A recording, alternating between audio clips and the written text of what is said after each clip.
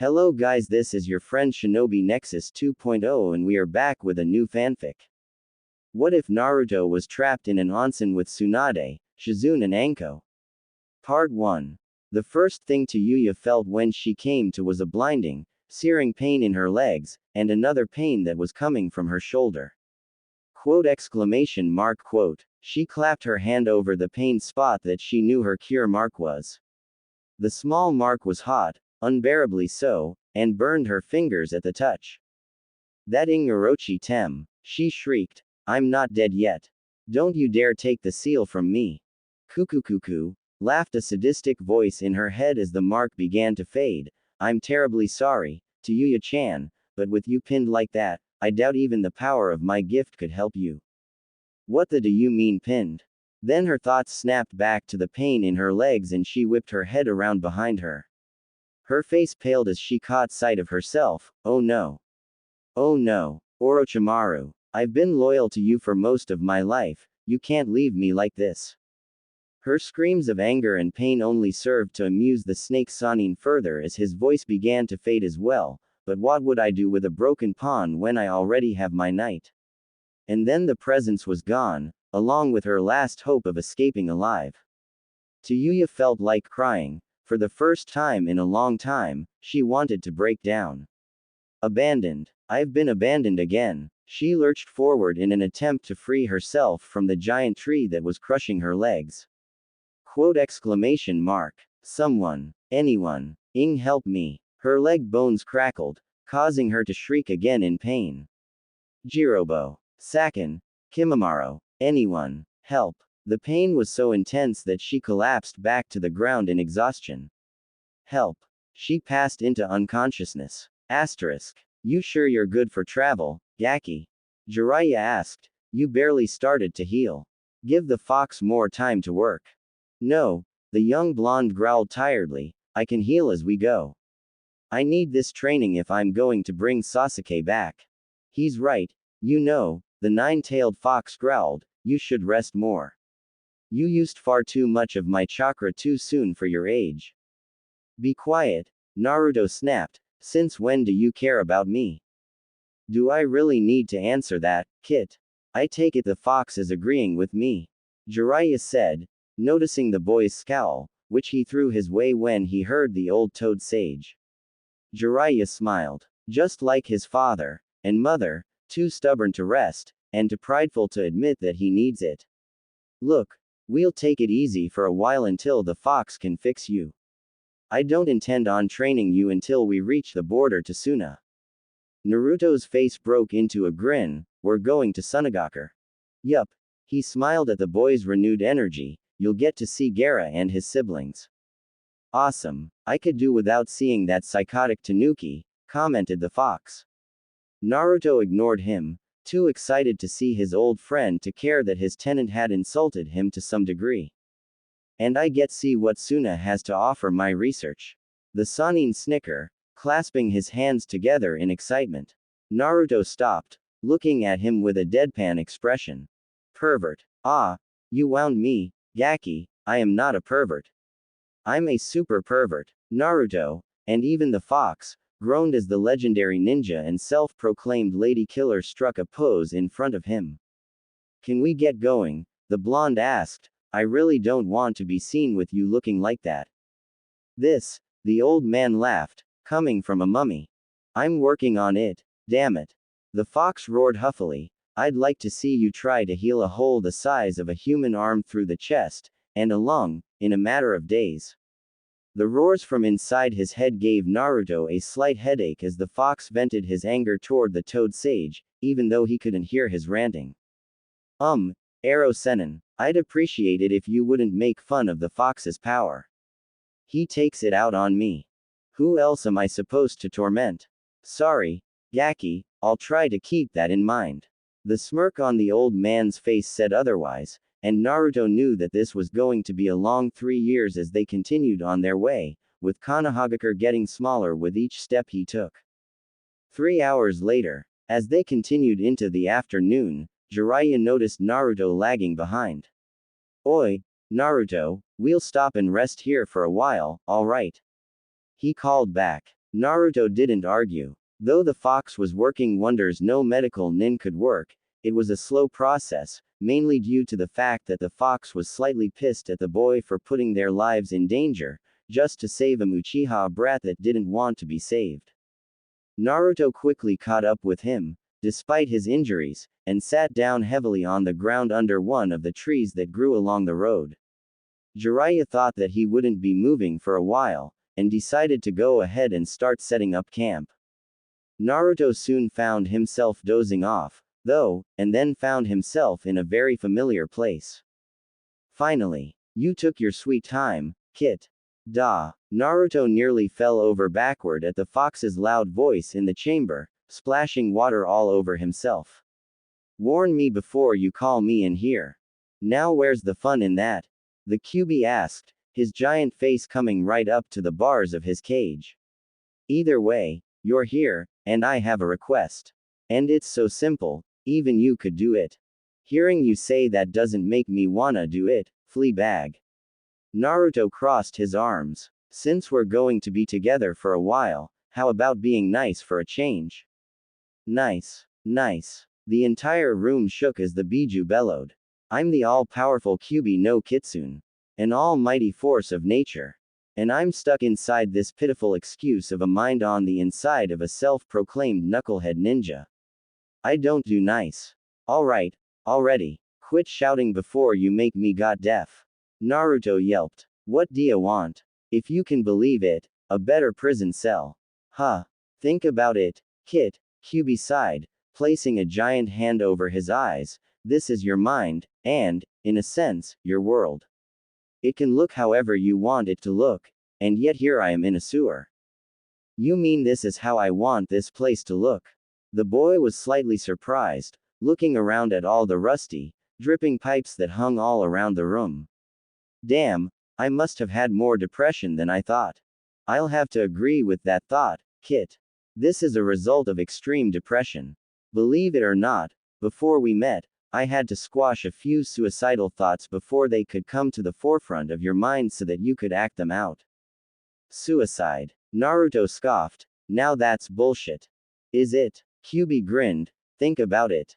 You were beaten, starved, cast out, and ignored for the longest time. The sheer loneliness would have gotten to a normal ninja long ago. Face the facts, Kit, I've saved your sorry tail more than once, without having to use my chakra cloak. The grin turned into a sneer. So you owe me, and the least you can do is give me a more comfortable living space. Naruto thought for a moment, letting all that the Kyuubi had said sink in. Sighing, he realized that the giant fox was right. Okay, you win, I'll give it a try. How do I do this? Well, you caved in more easily than I thought. Kyuubi sneered again. Shut up, or I'll leave. Naruto threatened. Do you want this or not? Fine, then just imagine it. If you were a fox, where would you like to live?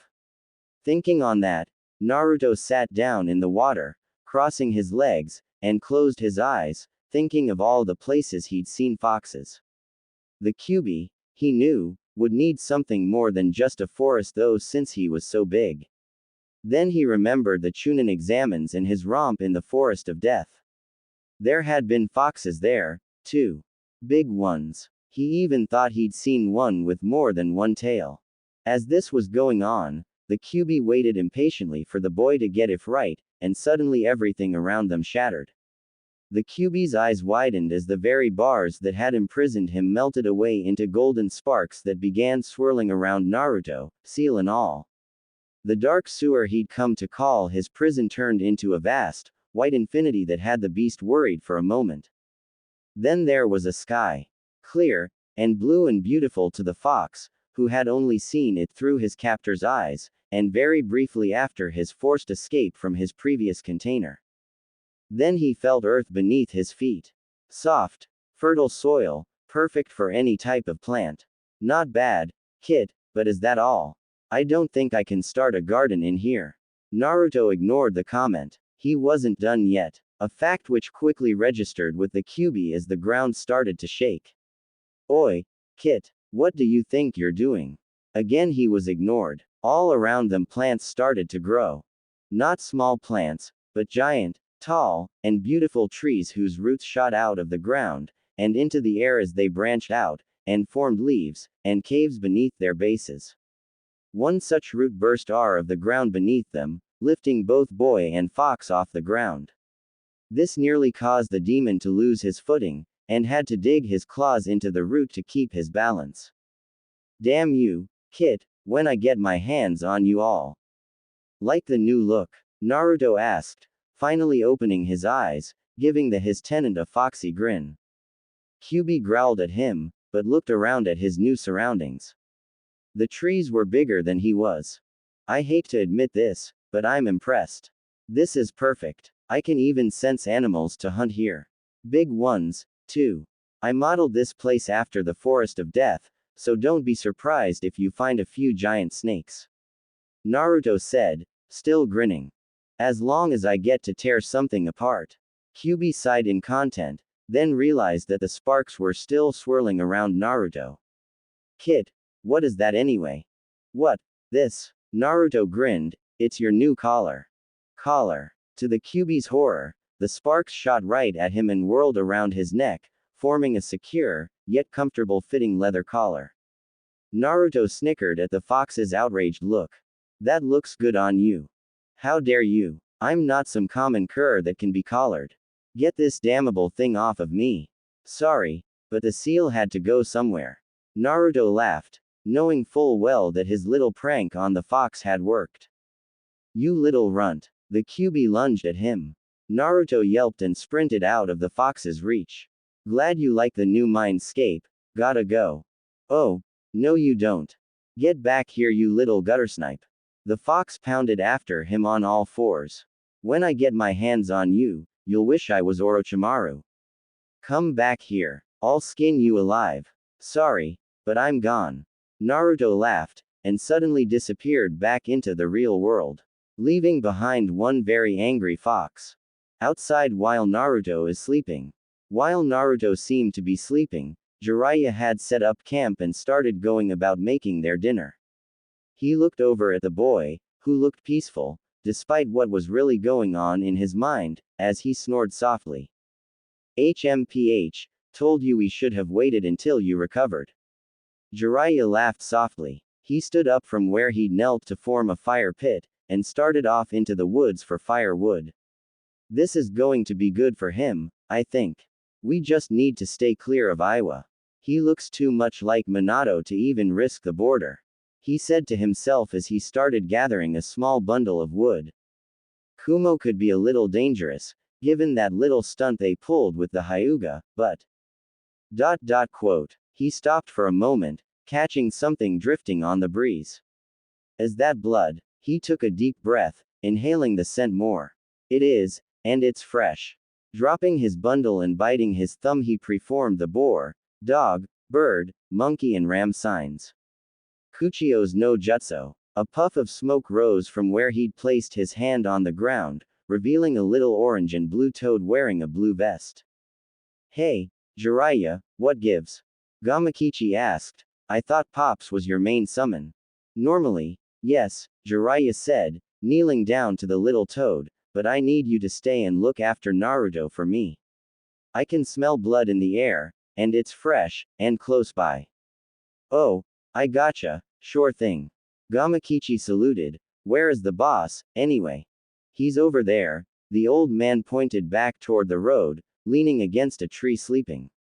He's in pretty bad shape, too, so keep an eye out for anything suspicious. You got it. Gamakichi hopped off toward his friend, while Jiraiya sped off into the forest. For the last 3 hours or so, Yuya had slipped in and out of consciousness from either pain or blood loss, she didn't know which. But each time she woke up again, she redoubled her efforts to get out. Her legs felt like they were being ripped to pieces as she struggled, yet she could feel them moving ever so slightly with each effort. She was getting herself loose. But then she would pass out again from the pain of it, and the fear of not being able to get out. Of dying here in the middle of the forest, alone. Now she was more determined than ever to free herself as she clawed and scrabbled at the ground for a handhold on something, grunting in pain and effort just to get a breath. This. And that Orochi Tem. I'm not dying here. The girl swore, struggling again. I'll hunt him down. I'll kill him for abandoning me. If you really mean that, then maybe I should help you. Who said that? Yuya demanded, looking around for the source of the voice, her hope flaring up. Who's there? Why, I am the almighty Kami-sama. A large sweat drop appeared on her face. I call bullying shit on that.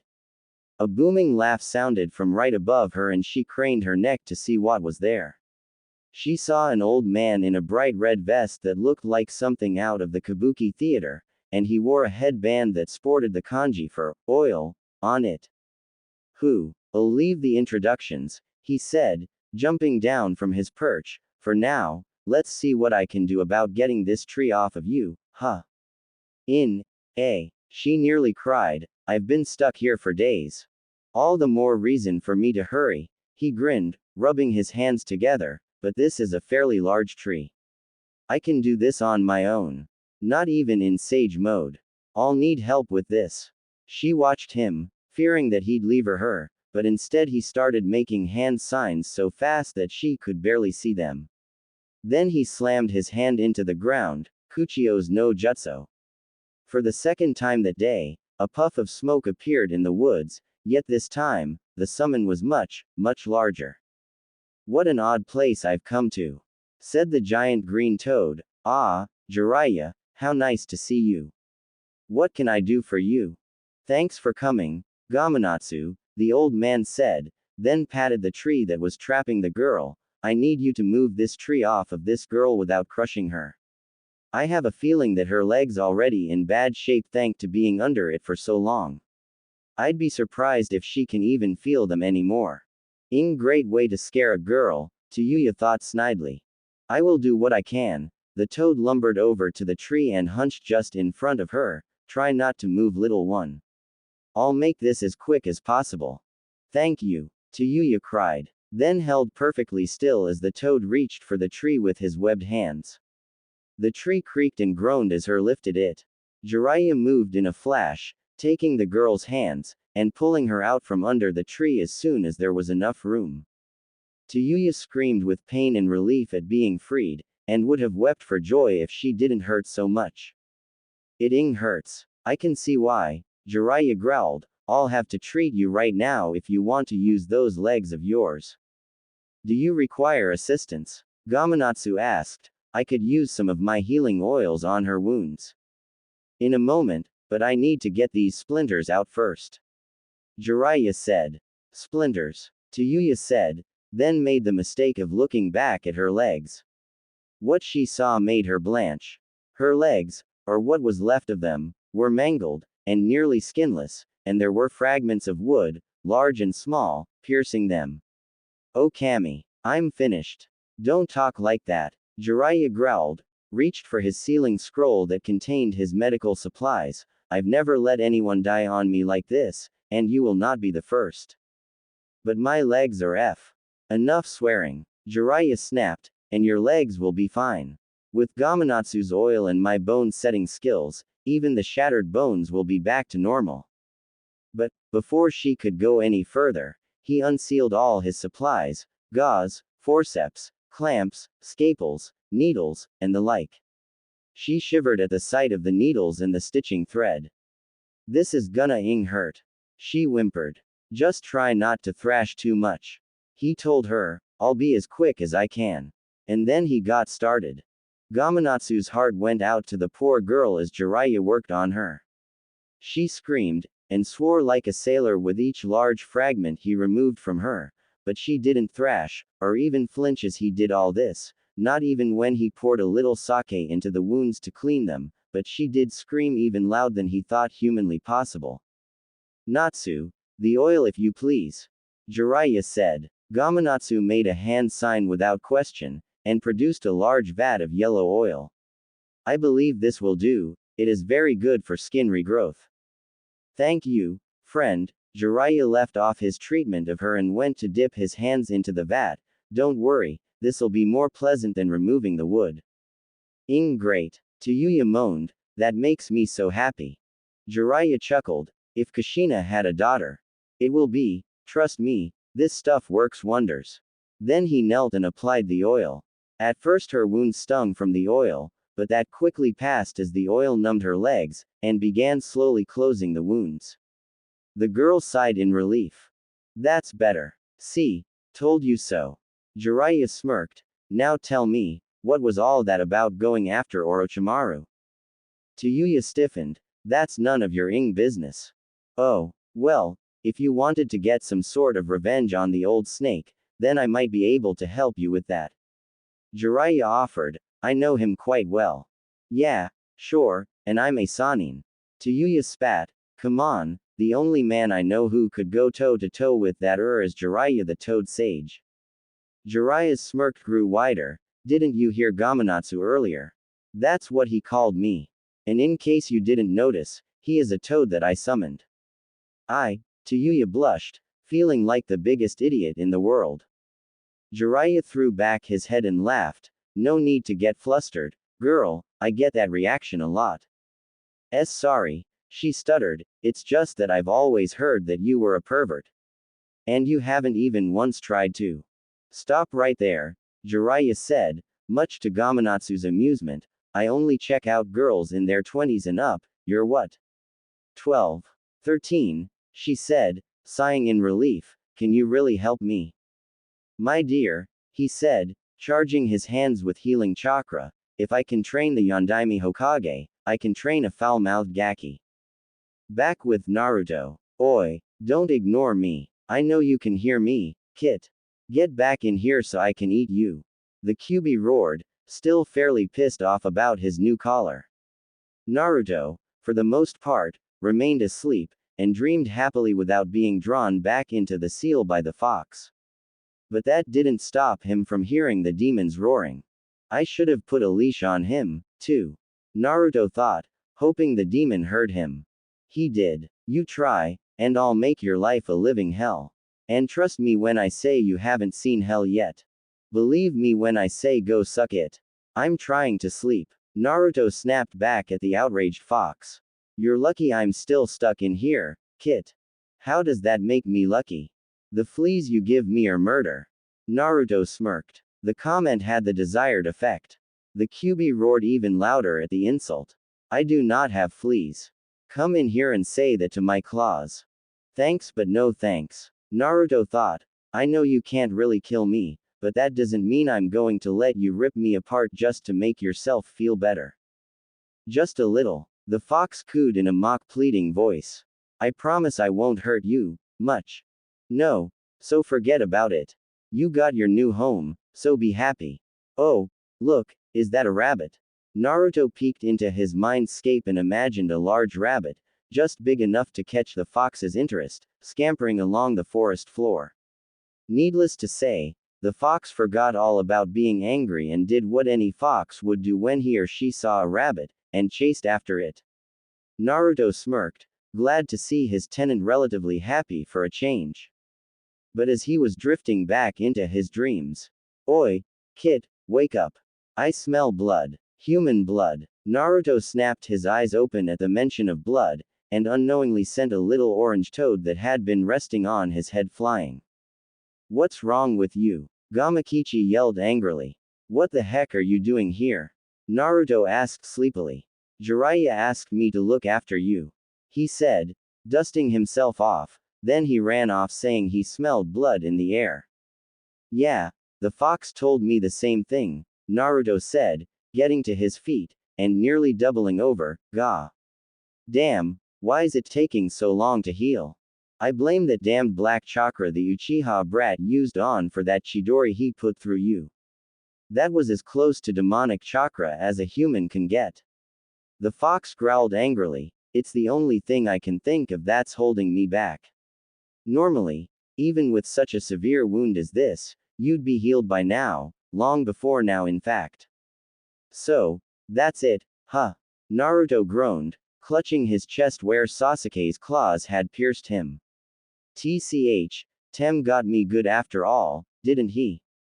Talkin' to the fox? Gamakichi asked. Naruto gave him a nod. Yeah, he thinks some of the chakra from the curse mark might be slowing down my healing. That makes sense. I mean, from what I know of this Orochimaru guy, he's one sick mother. The old man is coming, the Kyuubi said, and he's not alone, he has a female with him. Ero Sennin is coming back, Naruto said, and the fox says he's got a girl with him. This is Jiraiya we're talking about here, Gamakichi said, holding out his pinky. He's always got women around when he travels. I'll thank you both not to talk about me like that. The old sage yelled as he entered the campsite, and Naruto immediately noticed the woman in his arms. But it wasn't a woman he'd brought back, but a girl that Naruto knew. What the hell? Naruto yelled, pointing toward the girl. Oh, not you again, shithead. You two know each other? Jiraiya asked in amusement, seeing the look on Naruto's face. She's one of the Sound Four. Naruto growled, what the hell are you doing with her? Drama. I'm out, Gamakichi said, and poofed out of existence. I found her trapped under a tree, Naruto, he said to the angry blonde, I couldn't just leave her there. And before you start caterwauling, he said, seeing that Naruto was about to yell again, neither could you. What? That? He would have left me to rot. Yuya growled, crossing her arms. Then she smirked at him, what happened to you, anyway? Lose a fight with a mummy. Ah, shut up. What's your excuse? Hairy legs. Naruto shot back. Yuya looked down at her now bandaged legs and blushed. A tree fell on me, you shit. Okay, that's enough out of both of you. Jiraiya chuckled. Naruto, be nice to her. Orochimaru took the curse mark from her as soon as she was downed, so she's no friend of his anymore. Yeah, right, Naruto muttered. Can it? Shrimp. Yuya growled. What did you call me? Shrimp. SHRIP. Got it this time. Quiet. Jiraiya yelled, silencing both of them.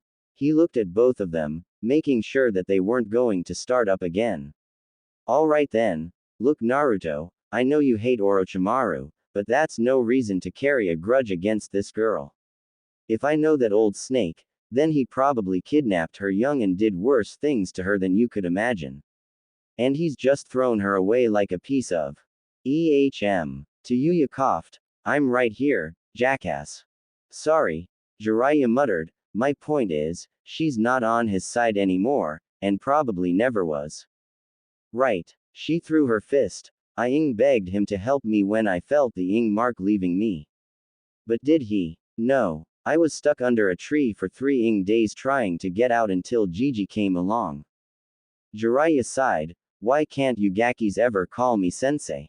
Naruto, having calmed down from his shock, gave the girl a good look. She was kind of pale, but not unhealthily so, and had red hair, like he'd seen before, and she'd be about his height when she stood up. So what are you gonna do with her? What'd mean do with her? Yuya snapped, my legs are ed. Like I said, Naruto sighed, we're on a 3-year training mission, form the leaf. So, Yuya asked, does it look like I can skip all the way home? Naruto, stop arguing with her and roll out a bedroll, please. Jiraiya said, and you? He looked down at Yuya, making the girl flinch, then smiled at her, just relax. You're staying with us. What? Naruto yelled. Deal with it, Gaki. Jiraiya yelled, I'm not one to leave a kid injured and unprotected. Alright, but what if we get in trouble? Naruto asked, I mean Ba-chan won't like this. I deal with that when the time comes, until then, she's my student just as much as you are. Naruto grumbled something and went about setting out the roll like he'd asked rather stiffly. When he had it ready, Jiraiya laid the girl down gently, though straightening her legs was painful, and let her rest while he went back to gathering firewood, leaving the 2 teens alone. Yuya watched the young blonde as he leaned himself back against the tree, noticing the way he moved. Did that Tem do that to him? Or Kimimaro? Naruto was breathing heavily when he'd sat himself down. His wounds, though healed a little more thanks to the Kyuubi, still pained him. The female is looking at you. His head snapped up in surprise as the fox said this, and immediately locked onto the girl, whose eyes were also on him. What? How'd you get hurt? She asked. Naruto's eyes narrowed, but he didn't say anything. Oi, don't ignore me. Why do you care? He asked evenly. It's not like it matters. I was just curious, she said. I mean, I had a forest blown on top of me. What could make your injuries worse than mine? She smiled with a little bit of triumph in her voice. Compared to me, you probably just bumped your head and fell to the forest floor. The minute the words left her mouth, however, she regretted it. Naruto's bright, happy blue eyes turned dull with sadness. Yuya didn't, for the life of her, know why it bothered her so much to see him like that, but it did. Oi, you okay? Naruto looked back up at her and smiled sadly. My best friend and teammate tried to kill me. And I couldn't keep my promise to another friend to bring him back home after he left to join Orochimaru. Yuya felt shame creeping into her chest. Of course, that's why. Look, I'm sorry, okay. I don't. Ah. What's wrong? Naruto asked. The girl had doubled over and was clutching her legs to her chest. Hey, are you okay? He got up and hobbled over to her. Yuya had to bite her lip to keep from crying. No, I'm nodding okay. She gasped. Whatever that oil was that Gigi used on me was just wore off. Right now her legs were all pins and needles, and it was unbearable. That's just the blood going back into your legs, Jiraiya said as he came back into camp, his arms full of wood. It'll pass in a few moments. It hurts. Yuya whined, tears forming in her eyes. Naruto looked panicked. Arrow Sennin, can't you help her? Sorry, Gaki, any more of that toad oil, and she'd start turning into a toad. What? Both children yelled. It's a special oil that gathers a certain type of healing chakra from the environment. After it's done its job, it's dangerous to apply more. I had to wash my hands after I got done with you. But what about soldier pills? Naruto asked. They could help. And make it worse, Jiraiya said, they'll only increase the chakra flow, and her chakra network in her legs is screwed up for now until the oil leaves her system for good. Right now it's pulling the blood back into her legs and repairing the muscle. If it weren't for your abilities, Naruto, I would have used some on you. Then what are we supposed to do? Naruto whined, making Jiraiya grin. What the hell's with that look, you old perv? I thought you didn't like her. Jiraiya smirked, taking out a notepad and pencil. Naruto turned beet red. Shut up. I don't like seeing people in pain. Yuya, trying to focus on their words to ignore the pain, felt slightly kinder toward the blonde after hearing that. So much better than that four-eyed back home. It'll stop hurting in a few minutes, Jiraiya said in her direction, just give it some time to work. Then we can get some food into you. AAF few G grains of our rice is go good enough for me. Yuya gasped out. Jiraiya grinned at her, you'll get more than a few grains of rice with me around, Gaki. Quote. Yuya was startled by that. You mean I'm allowed more? Naruto looked down at her in confusion. What do you mean allowed? She means just what she says, Naruto. Jiraiya told him, reaching for another scroll. She's probably never had a full meal in her time with Orochi Tem. Anko was trained so that she could survive on a single grain of rice for a week at a time and keep going. That's impossible, the blonde scoffed. Don't bet on it, shithead, Yuya growled. Would you stop calling me that? Naruto groaned. My name is Naruto Uzumaki. What about you? What about me? She snapped, finding that the pain was going away. Your name, Jiraiya said, come to think of it, I didn't ask either. The girl blushed slightly as the pain ebbed completely away after another minute. Yuya. Just Yuya? Jiraiya asked. Yup. The old Sennin smiled at her as he unsealed the scroll, producing a bright red apple which he tossed to her. Well, welcome to the group, Yuya. She caught the apple and sat up, not really knowing what to do with it. Thank you. Jiraiya chuckled again and turned to his blonde apprentice. How you doing there, Gaki? Naruto sighed, clutching at his stomach where the Yondaime's seal was. Not good, he said. I think Sasuke's black chakra is affecting my healing abilities. And what has your ability been doing for you so far? Jiraiya asked. Surely it's able to do something. Naruto caught on. He didn't want to Yuya learning about the fox just yet.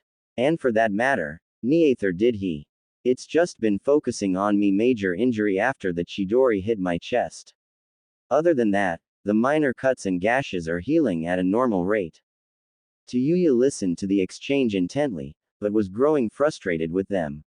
What the air you talking about? She glared up at Naruto. You got some kinda keke genkai. He's able to heal himself at a 10 times the normal rate of a human. Jiraiya said, which stunned the girl. It's one of the reasons he was put on the retrieval mission. He's strong, and almost impossible to kill. Yuya looked back up at him with a little more respect. Wow, shithead, I'm impressed. A vein popped up on Naruto's head at being called that name again. Shut up and eat your apple before I do. She quickly bit into the red fruit so he would try and take it, and quickly started biting off bigger chunks until it was gone, core and all. Wow, that was good. Jiraiya laughed. That's just the start. I'm going to make sure you get a proper diet from now on. He tossed her another apple from the scroll, and turned to Naruto, and that goes for you, too, Gaki. No more ramen every meal. What? Naruto whine, but Ero Senin. No buts, or do you want to stay a runt for the rest of your life? Yuya laughed around her apple as Naruto sputtered angrily. The Kyuubi, who'd been listening the whole time, couldn't help laughing at his container's predicament. Oh, this is going to be an interesting trip. But just wait until the spring rolls around, Kit. Then I'll see you suffer just a little for this blasted collar.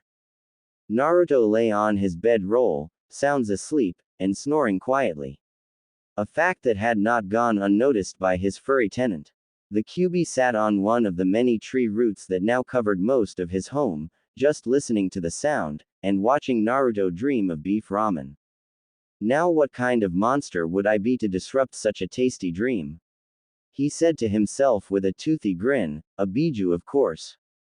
The last thing that Naruto expected to happen while he was sleeping was for a tremendous roar to blast through his head and out both of his ears. The act startled the young shinobi so badly that he jumped up and cleared the treetops, screaming in fright. This woke up his two companions as well. Yuya came awake first, reaching for her flute, which she'd forgotten lay buried in the forest somewhere. Look out! Yuya recognized the voice after a moment and looked up, a mistake as it turned out when Naruto landed on top of her not a second later. Arg! You tard! What the hell's wrong with you? Yuya yelled like an angry cat, scratching and punching anything she could reach on the unfortunate blonde. Yuya-san, stop! Naruto screamed, I didn't mean it. His flailing hands trying to stop the wild flurry of her arms, to add insult to injury, came into contact with something wonderfully soft. And the bombardment stopped for a moment. Naruto opened his eyes after a moment, and was horrified to find where his hand had landed.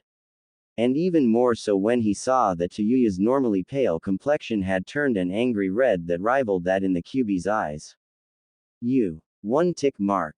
Naruto suddenly started sweating, and now Yuya-san. 2 tick marks. It was an accident. Pervert. The redhead's fist shot up and cracked him right in the jaw, sending him skyward once again.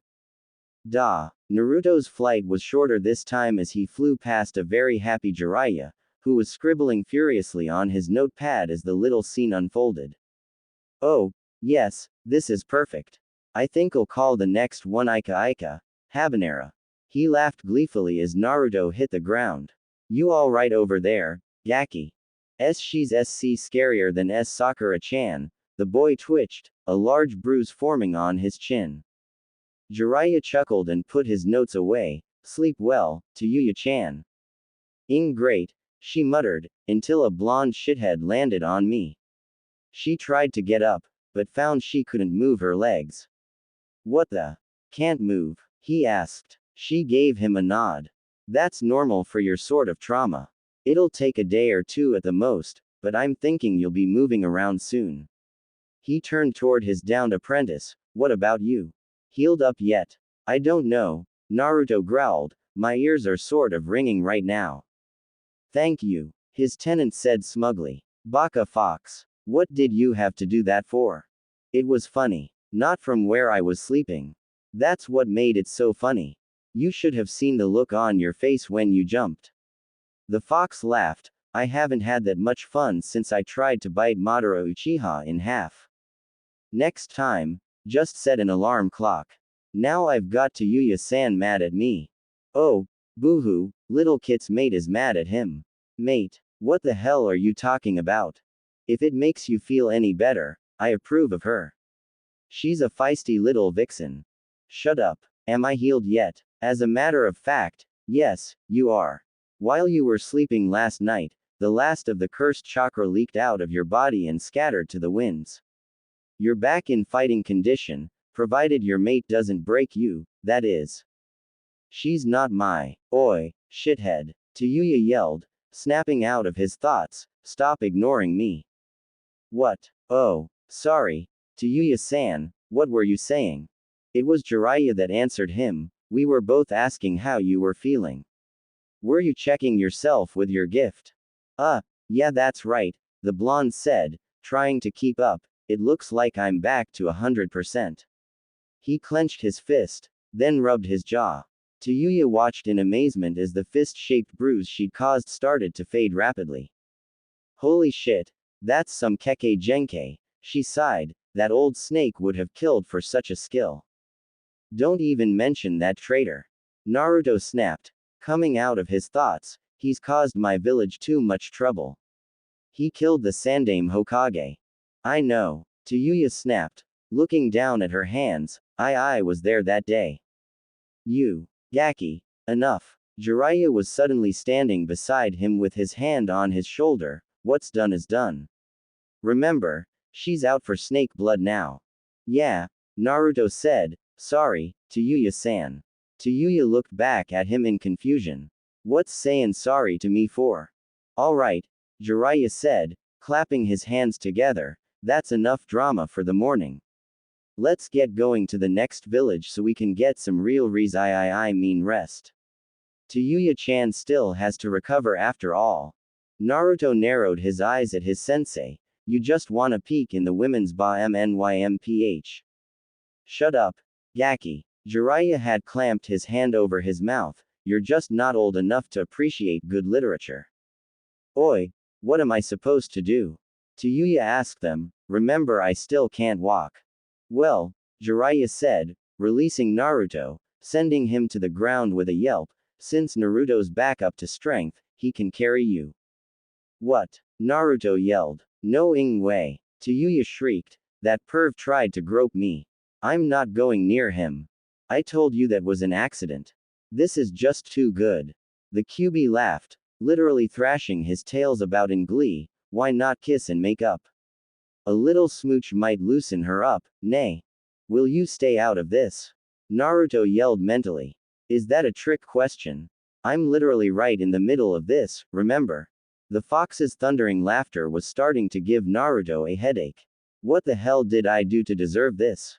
The fox laughed maniacally. You think this is bad? Just wait. I still haven't paid you back for this ridiculous collar. Ha! Naruto didn't like the sound of that at all. Who knew that the Kyuubi no Kitsune had such monstrous sense of humor? An hour later. Don't get any ideas, Yuya grumbled in his ear. I'm not doing this because I want to. Naruto growled in response as the girl clung to his back and shoulders. You think I'm happy about this? He asked, glaring in front of them at their older companion. I'm only doing this because Ero Sennin told me to. Consider it as part of your training. He shot back over his shoulder with a wide grin. Besides that, you could learn a thing or two from her. Oh yeah, like what? Like how to treat a lady. He grinned perversely. Naruto facepalted. A giant fox with a crazy sense of humor, a perverted Sannin, and a kunoichi with a big mouth. What next? I don't think you should have asked that, Kit. Why? Hold it. Naruto's head snapped up. A man had stepped out onto the road. Naruto was immediately on the defensive. Yuya hunkered down behind him, cursing because she didn't have anything to fight with. Not even her flute. The man, however, didn't appear to be a ninja. He wore a loose, tattered kimono, and sported a worn katana at his hip. Jiraiya gave the man a smile. "Ohayu, friend. Is there something I can help you with?" The man smiled in return. "As a matter of fact, there is. You can leave all your money and valuables with me. Otherwise I can't guarantee your safety." "Well, that certainly sounds tempting," Jiraiya said, rubbing his chin in thought, "but I'll have to pass, and risk the danger." "What the hell is he doing?" Yuya hissed at Naruto. "This guy's a bandit, isn't he?" "Probably," Naruto hissed back, "but Arrow Sennin always gives people a chance to walk away." Naruto grinned. "If this comes to a fight, then you'll see just how good he is." As Jiraiya made his intentions clear, the supposed bandit lost his smile. "I'm sorry to hear that. You seem like a nice guy, but my friends and I need to make a living." He raised his hand and snapped his fingers. Jiraiya kept the smile on his face as more than 10 armed men stepped out from behind the trees. "You understand, of course." "Why of course?" Jiraiya shrugged, "but you see this puts me in a rather compromising position. Now I'll have to put you and your men down. They'll rip you to shreds." The bandit smirked. "That fancy Hitai is just a bluff. You never see ninja on the road." "Oh no." Jiraiya grinned. Then he turned to smile at his two charges. "Naruto, to Yuya-chan, pay attention now. You'll both like what you see next, particularly you, Gaki." Naruto freed one of his arms from holding Yuya up on high back and raised a fist to his sensei. "Go get him, Arrow Sennin." "Oi, I'm gonna fall, you dipshit." Yuya cried as she clutched at him. Jiraiya dropped his in Naruto's packs, and held up his hand. Lesson of the day, Gaki's, nature manipulation. Naruto and Yuya's eyes widened in interest. To Naruto, it was a familiar stance. "What's he doing?" Yuya asked. "Watch," Naruto said. "Now, you know that the Rasengan is powerful," Jiraiya said, ignoring the bewildered looks of the bandits, and started to gather chakra in the palm of his hand. The chakra started to spin, forming a ball of dense, screaming power. "But did you know that it's actually an incomplete jutsu?" A moment after saying this, the Rasengan he held glowed red from the center and expanded out to the edges, and then Rasengan began to turn black as a fairy aura formed around it, like a solar eclipse. "He really is a ninja." One of the bandits gasped. "Musashi, what'll we do?" "You'll burn," Jiraiya growled, and leapt toward the leader. "Kaden, go and Rasengan." Musashi didn't even have time to react before the jutsu hit him. The result was a fiery tornado that exploded out, incinerating the bandit leader, and engulfing the men foolish enough to stand behind him. "Holy shit!" Yuya screamed, almost causing Naruto to go deaf. "What a jutsu!" "No kidding," Naruto growled. "I had no idea the Rasengan could do something like that." But the sight of the devastation caused by the jutsu made his stomach churn. Musashi had gotten off lucky, it seemed, leaving nothing but ashes behind. His followers weren't so lucky. The charred remains of the men standing behind the blast littered the road, while those that had stood farther out had been hit by the flames, leaving them burned beyond help. Yuya saw that he'd gone deathly pale. "What hell's wrong with you? Never seen a dead man before." "Not like this," Naruto admitted shamefully. "I've never been one for killing." The remaining bandits had scattered by now, leaving behind their fallen men. Jiraiya dusted off his hands and picked up their bags. "Let's go, you two. We need to keep going." "You heard him," Yuya smirked, patting him on the shoulder. "Mush. I will so drop you," Naruto said, but followed after the old man as he started down the road again, trying to ignore the dead bodies. Yuya smirked and leaned on him. "Come on, you can't tell me you're not liking this. You've got a hot girl on your back, enjoy it." "HMPH, funny you'd want me to enjoy this when you keep calling me names instead of using my real name, Yuya-chan." Naruto smirked at her as the girl blushed at the affectionate term. I'll take that form, Gigi, but not you, shithead. She wrapped her arms around his neck, and yanked back. What's my name, Tita Ugaya S-san. Naruto choked, gasping around her arms. That's better. Yuya released him. Crazy bit. What was that? Nothing. Naruto yelled. That's what I thought. She smiled smugly. Oi, lovebirds, pick it up. Jiraiya yelled, already far ahead of them. You heard him, Yuya said. Move it, shithead-kun. Kun, Naruto smirked, making her blush again, then he shrugged, well, I guess it's a start. Hang on. Pushing chakra into his feet, he shot forward. Jiraiya saw him coming and smiled. Race you to the next village. You're on. Naruto grinned, forgetting that Yuya was still clinging to his back, who now had to hold on for dear life as the two ninja poured on the speed. Oi, take it easy. Slow the down. Yuya yelled, but her voice was torn away by the wind. Oi, shithead. Gigi. Knock it off. Help. Naruto laughed, happy for at least a little payback. You know she's gonna kill you when you stop, don't you? The QB asked. I know, but this is worth it after getting strangled. Naruto grinned. This, opposed to that pink-haired vixen back in Konoha. Leave Sakura-chan out of this. He snapped, she's not that bad. Sure. The fox droned, all she did was hit you whenever you got in the way of her and that Uchiha brat who put not one, but two holes in your chest. Face it, Kit, you're better off with this red vixen than the pink one. She's fun. Can we drop my love life, please? Besides, she hates me. O ye of little faith. Hate can turn into love faster than I destroy a village. Besides that, she doesn't hate you. Believe me, I am nothing but hatred personified. If I had to guess, I'd say she's leaning toward trusting you. So what? She's traveling with us and she doesn't trust us. She doesn't trust you, Kit, the fox clarified. The old man saved her life and healed her wounds, so she knows he means no harm. You on the other hand fought with. I take that back. You didn't fight her, you jumped over her. Ah, shut up, I was in a hurry. She's probably still sore about being ignored in a fight like that. Either way, I'm going to take a nap. I suggest you watch where you're going. What are you? Oi, watch where you're going. Yuya screamed. Naruto snapped out of his thoughts, and came face to trunk with a tree. 10 minutes later Naruto was nursing more than his bruised pride, but lots of lumps on his head thanks to Yuya after he'd collided with the tree while he'd been conversing with the fox. The fox, of course, thought this was hilarious and made it a point of laughing loudly enough that Naruto's ears were ringing more than when he'd gotten hit. Do that again, and I swear I'll kill you. Yuya threatened him with another rap on the head. How the could you not see that tree? Seriously, are you an idiot?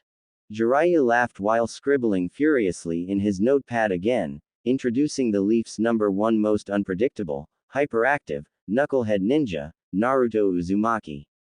This made Naruto feel worse as Yuya started laughing at his title. Serious? Yup. Jiraiya told her as they continued walking, but I find that being unpredictable is one of his best qualities. Naruto smiled at that, happy with the compliment. Kakashi said the same thing, he thought. So, Jiraiya said, what did you two think of my Rasengan? Naruto perked up at the mention of the jutsu. That was awesome. When did you make it?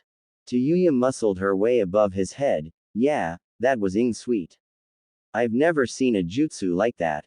Ha ha ha. Don't worry, both of you will learn how to do that on this trip, just as soon as Yuya-chan is recovered. Jiraiya laughed, watching as the two of them broke into smiles. That reminds me, Yuya, what kind of jutsu do you specialize in? Yuya blushed. Well, I used a flute to cast genjutsu, and I have a summoning contract with the Doki tribe. That will have to change, Jiraiya said. Those monsters have been known to attack their summoner often, which is why so few carry the contract. I'll have you speak with Bunta about signing the Toad contract. As for the genjutsu, that's fine. We'll find you a suitable flute. And then we'll work on your ninjutsu. Yuya frowned. I suck at ninjutsu. Not for long, Naruto said, smiling back at her. I can even teach you the Kage Bunshin no Jutsu if you want. You know a B rank jutsu like that? Yuya was skeptical. Next I suppose you'll tell me that you can do a Rasengan. He does, actually, Jiraiya said, surprising her, though he has to use a Bunshin to help him. But it's still powerful. Yeah, I'm awesome, Dadbao. Huh, must be a Ing C rank jutsu then. Yuya muttered. Actually, Jiraiya said, catching her, it's an A- rank, and it was created by my own student and the Yondaime Hokage, Minato Namikaze. Yuya smirked and reached around to pinch Naruto's cheek, and this shrimp can use it. Not bad, shithead-kun. Could you please use my name? Naruto huffed, twisting his face out of her grip. This is annoying. Your shithead as long as I'm around, Yuya laughed, grabbing both his cheeks and giving them both a good pull. That was enough for Naruto, who released his hold on her legs. Yuya shrieked loudly as she slid down his back, and bumped her bottom on the ground. That hurt, you jackass. The hell's wrong with you? What's wrong with you? Naruto growled back, I've been nice this whole trip and you done nothing but insult me. Jiraiya laughed at the two as they started up another argument, and went to find a tree to sit under until they were done. At this point, Yuya was trying to get her legs back under herself. But the girl was still weak after being stuck under that tree, and kept stumbling back to the ground. Naruto jeered at her each time, laughing loudly with each bump. Yuya was in a blind rage after that, and finally succeeded in standing, wobbling toward the taunting blonde. Jiraiya was about to intervene when Yuya tripped and lost her balance.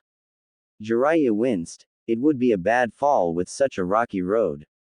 Naruto noticed this, too, and lunged forward and got under her, keeping her upright. Oh, Jiraiya hummed in interest. The fall had brought her face very close to his own, which caused a blush he hadn't seen since he'd surprised Hinata while hanging from the academy ceiling. It made her look cute. I'd be more worried about myself if I were you right now, the fox said as he watched the little scene unfold, though he was just as interested as the old Sennin. With that temper of hers she might attack you. Shut up, Kyubi, he said quietly. Not really caring. At this point he'd earned a beating after taunting her like he'd done. But Yuya was too surprised by the fact that he'd caught her before she fell to even get angry at him. Sorry, he muttered, then leaned up to set her back on her feet. I didn't mean to go that far. Fine, shithead, Yuya said, adopting her usual scowl, and slung her arm around his shoulder. Now help me walk. I can't keep being carried around. Right, he said, and wrapped his arm around her surprisingly slim waist, which made her blush deeper. Oi, Arrow Sennin. How much further to the village? Jiraiya smiled at them for a moment and pointed on down the road. Not much further, and when we get there, we can begin your training. Both of you. At the village, Yuya gladly fell onto the soft futon that had been laid out for them. Man, this feels so good, she said happily. I never want to sleep on the ground again. Jiraiya walked into the room chuckling at the girl's antics. Well, you can bet that I'll try to keep us in comfort while we travel, dear. But I can't promise it'll always be this way. The hotel they'd found was a fairly nice one, though, much to the Sennin's disappointment, it didn't have an onsen so he could perform his research, but it had good food and plenty of warm bedding against the coming fall weather. Yuya giggled softly as she snuggled down into the futon. I honestly don't care. I had a really ed-up training regiment that made me sleep in worse things than the woods. She sat up, looking around the room. Oi, where's shithead-kun? Washing up, Jiraiya said, sitting down on his own futon. Why? Missing his broad shoulders. Jiraiya laughed. Yuya flipped him the bird. As if, she said, I still haven't forgot about him touching my chest. Jiraiya grinned. Oh come on. That Gaki wouldn't know what to do with a woman. Even if she told him. You're kidding, right? She asked. Most villages let their ninja marry young to keep th population going, don't they?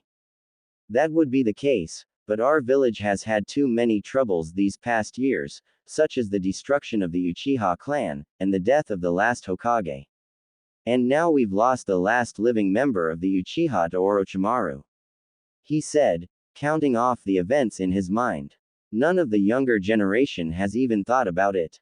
Yuya scoffed, and no one thought to hurry up and force the Uchiha Tem to marry. Jiraiya nodded. The council did have that idea, which would have invoked the Clan Restoration Act, giving the boy quite a harem. Sick. Yuya muttered, what woman would want to share her man? Jiraiya smirked at her. I know a few in the village that wouldn't have minded, as long as they got Sasuke as a husband. I repeat, sick. Jiraiya chuckled. You know, you remind me of girl I watched grow up long ago.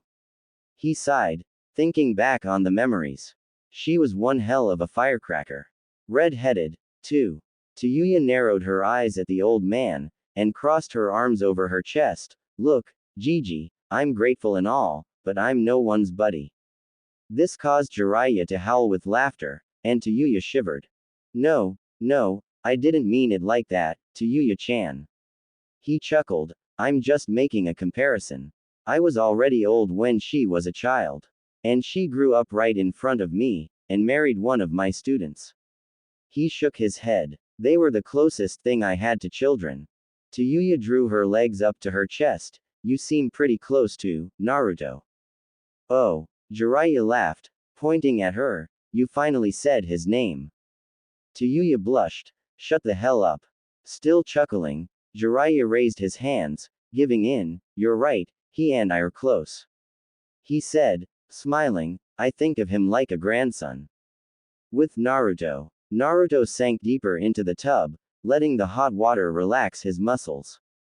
Damn, I never thought a girl could be so heavy. He reached up and pounded lightly on his right shoulder, but at least we made it. Kit. What now? Naruto sighed. I'm trying to relax. I need to talk to you. The QB snapped. Now get in here. Geez, alright already. He winced when the QB roared at him. He closed his eyes and let himself be drawn back into his mind. But instead of a tree branch or the ground, he found himself sitting in a very large onsen hidden under the trees. He looked around in surprise and found the QB lounging happily in the deeper end. About time, Kit. We need to talk, he said when he saw the blonde. What is it now? You know I've had a hell of a day because of you. Forget about that for now, Kit. You remember what the old man told you about feeding your body properly? Yeah, he said I could eat as much ramen as I used to.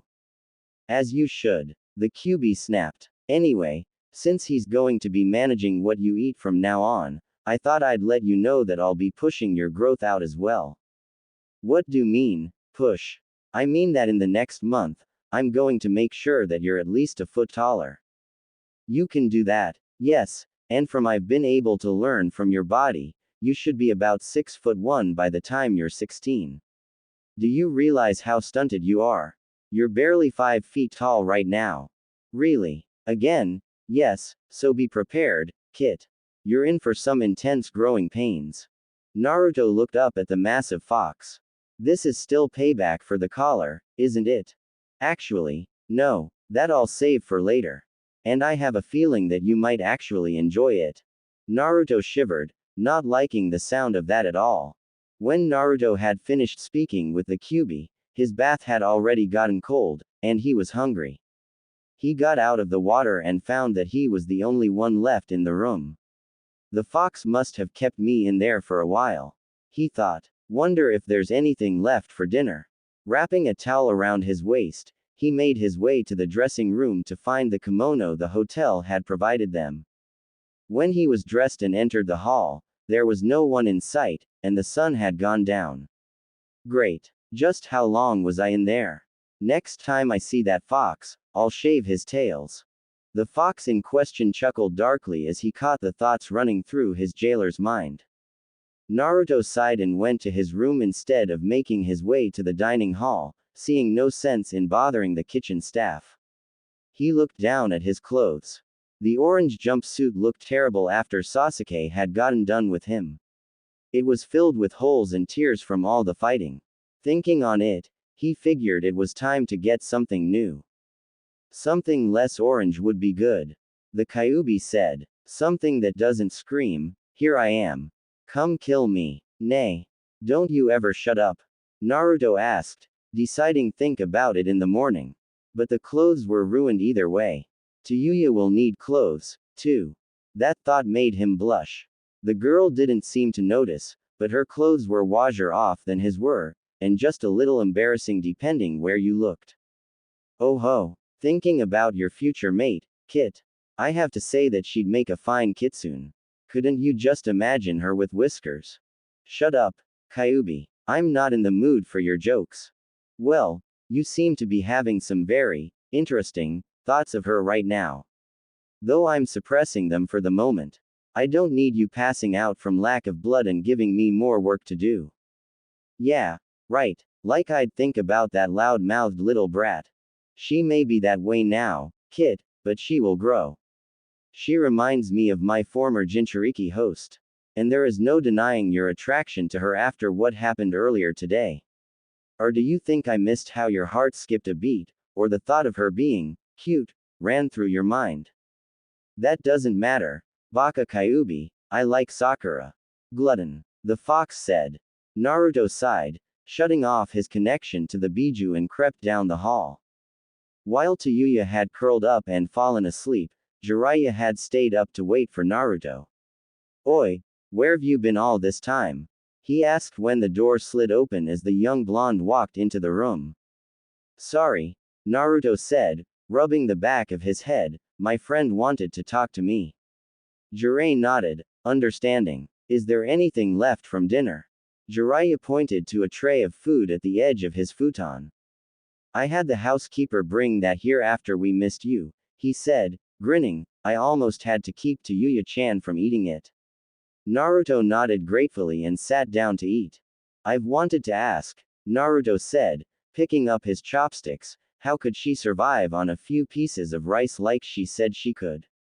That's a fair question, Jiraiya said thoughtfully. I've heard of monks that can do it with lots of training and discipline, but I have a feeling it's more of a mind over matter thing. Yuya probably had the help of some drug enhancements from Orochimaru while her training went on. It's why she's not malnourished like some people would be at that age. See, Gaki, when that snake gets a hold of someone he deems useful, he'll make sure he can use them at their fullest, not matter how far he has to go. Unfortunately, our new friend is probably going to suffer for it soon.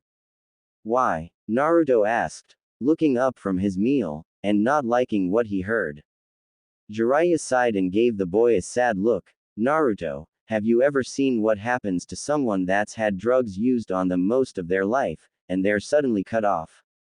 Naruto shook his head. I didn't think so. To put it mildly, she's about to go through the pits of hell. She might not even be able to control her body. And then there's the hallucinations. Naruto shivered. Kami, I hate that bastard. Is that what's going to happen to Sasuke?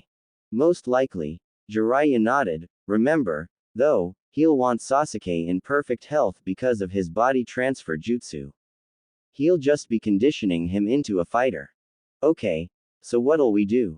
I mean Sasuke's getting stronger every minute he spends with him. Naruto said. That's where this training comes in, Jiraiya said. Remember I told you that I'd help you harness the power of the fox.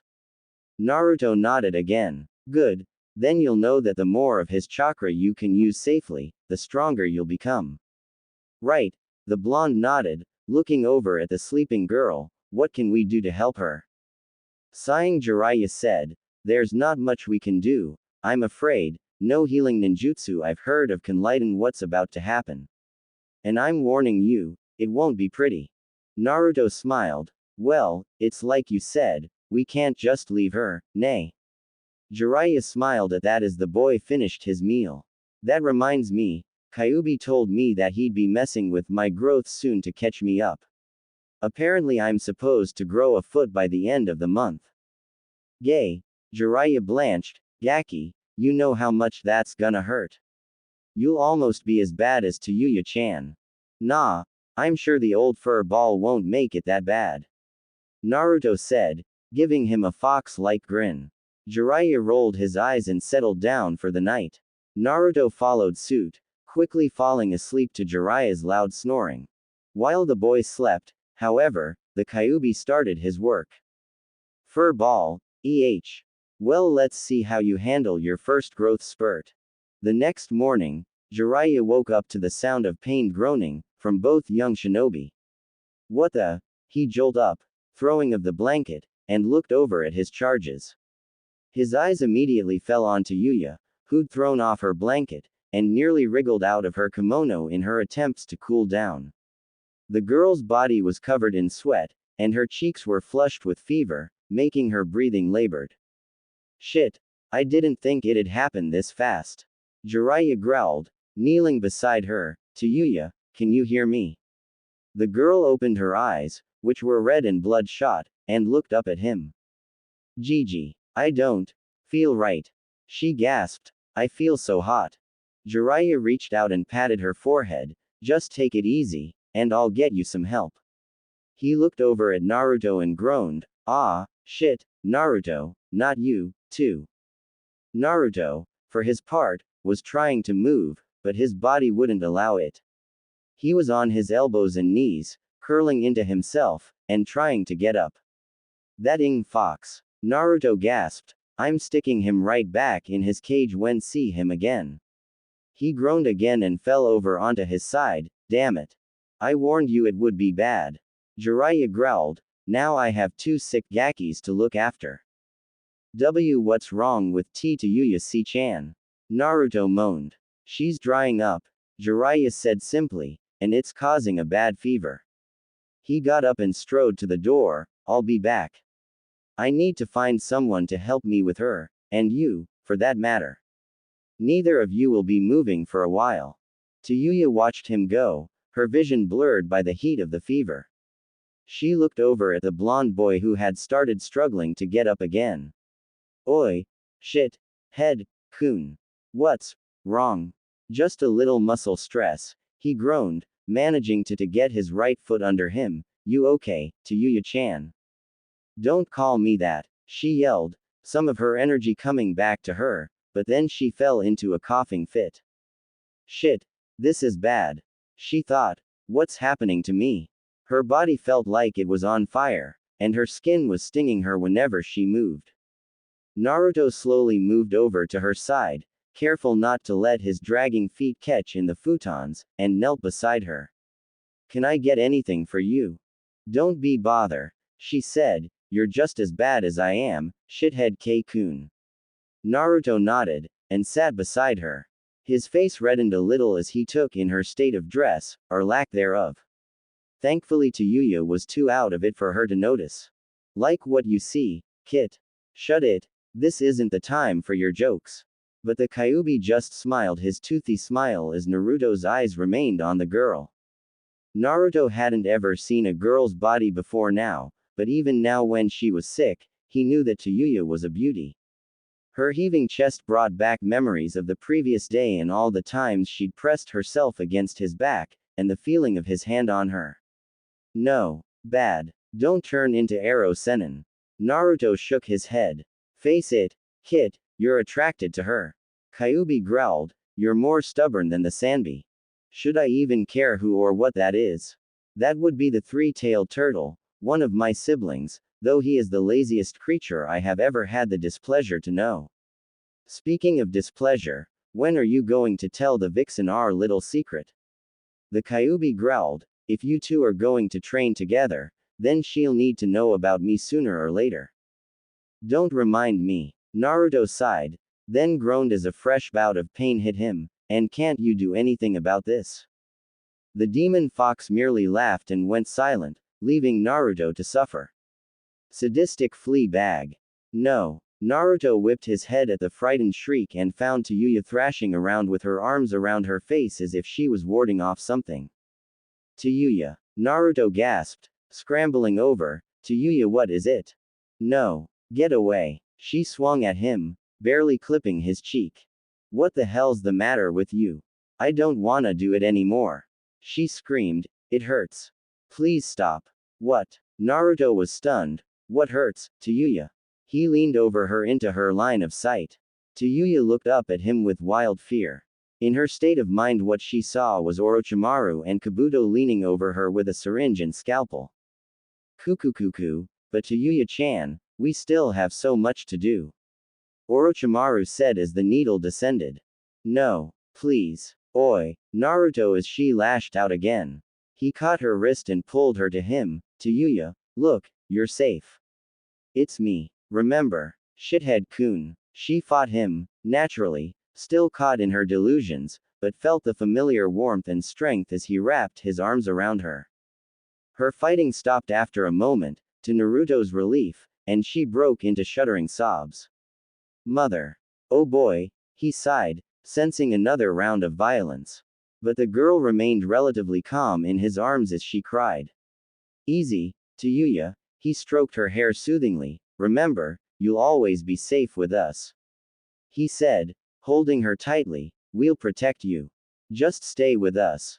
Yuya felt the comforting sensation of someone patting her hair and sighed, moving closer, inadvertently, into Naruto's chest.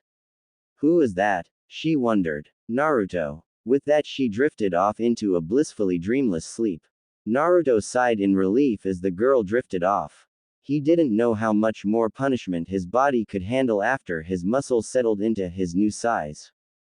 He moved to lay her back down so she could sleep more comfortably, but the girl clung to him in her sleep, moaning in protest when he tried to pry her off, which left him with few options.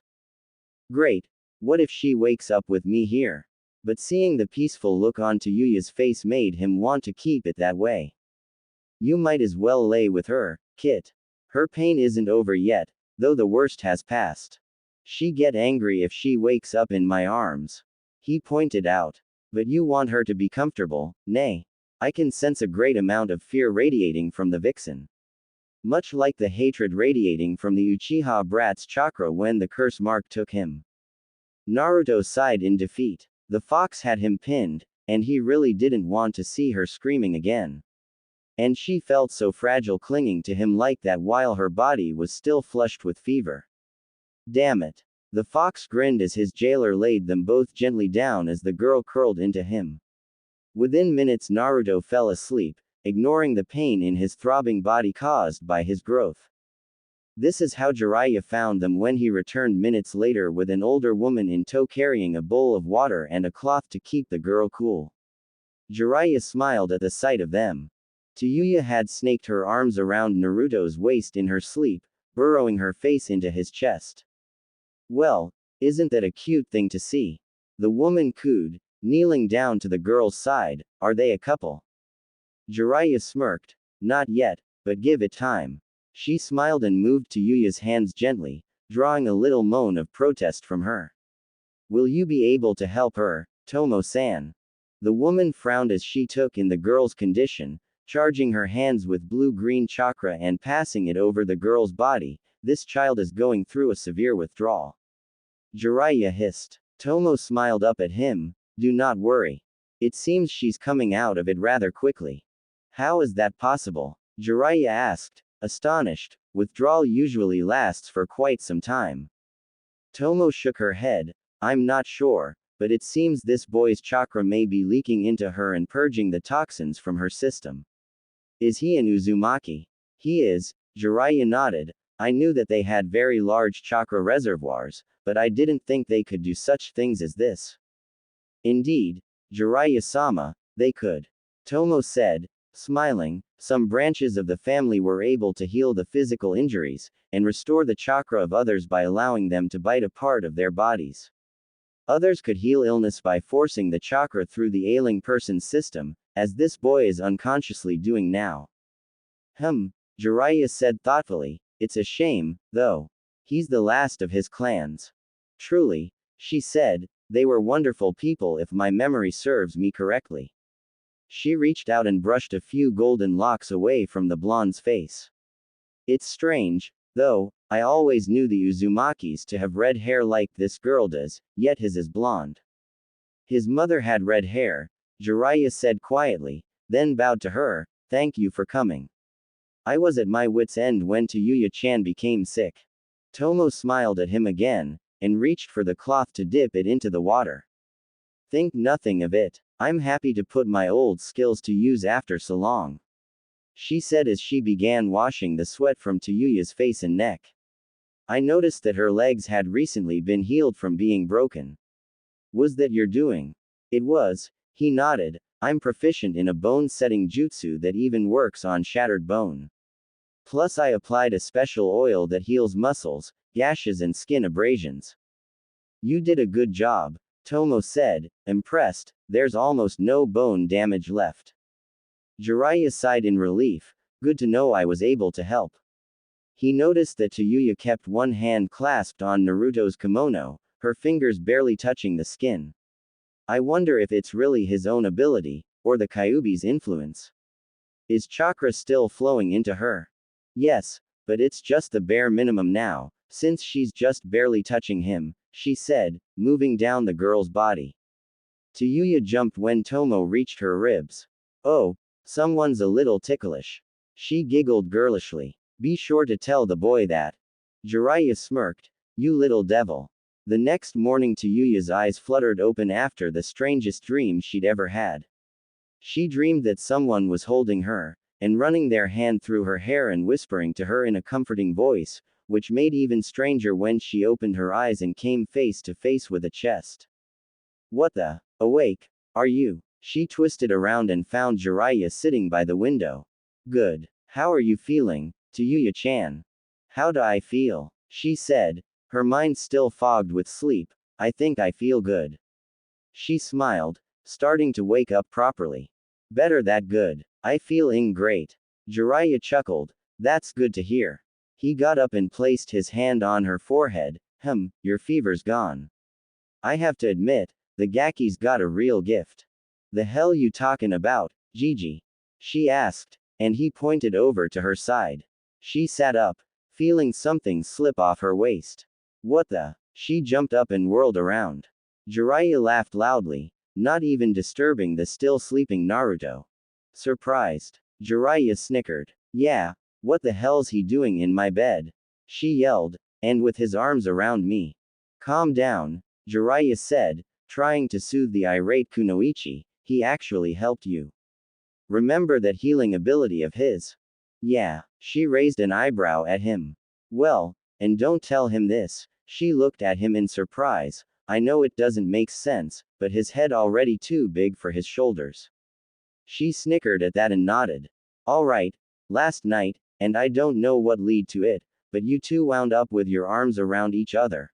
While you were passed out, some of Naruto's chakra forced its way into you and purged everything Orochimaru drugged you with out of your body. Yuya looked back down at the sleeping blonde. Holy shit, just what kind of Kekkei Genkei is that? Something he doesn't need to know about yet. Jiraiya said, earning a questioning look from her. He tries too hard when it comes to helping someone, and if he knew of the ability, then he'd probably kill himself. So, she said, he stayed with me all night. Actually, Jiraiya smiled widely, you wouldn't let go of him when I came back. Bullshit, Yuya yelled, reaching down to throw a pillow at him, which he dodged easily. There's no way I'd do that. If you say so, Yuya-chan, he chuckled. Anyway, why don't you go take a bath? The medical ninja I found last night cleaned you up nicely, but a nice hot bath will probably feel nice. HMPH. The girl strode out of the room, slamming the door shut, and waking up Naruto, finally, who looked around groggily. What's going on? He asked sleepily. Nothing, Jiraiya said, grinning, just teasing Yuya-chan. You feeling better this morning? Yeah, actually, he rotated his shoulders, the fox must have finished with me. Do I look any taller? He stood up, letting the old man see. Jiraiya stepped around him, sizing the boy up. You know, I think you are just a little taller. 5'2" I think. All that, and for so little. Naruto whined. You're welcome, you ungrateful kit. Naruto ignored the fox, and looked around for Yuya, and not seeing her. Oi, Ero Senin, where's Yuya? Is she okay? She's fine, Gaki, and she just stepped out to take a bath. Jiraiya said, smiling at the boy, I must say, you two looked pretty cute laying there together. Then he broke out laughing as the blonde's face bordered apple red. Oh come on, Gaki, what magic did you use on her? Shut up. He stomped out of the room, I'm gonna go get some food. No ramen. Jiraiya yelled after him, hearing the boy stumble when he did. Ah, this is gonna be such a fun trip. Chuckling to himself, he followed the boy's example and went to see about breakfast.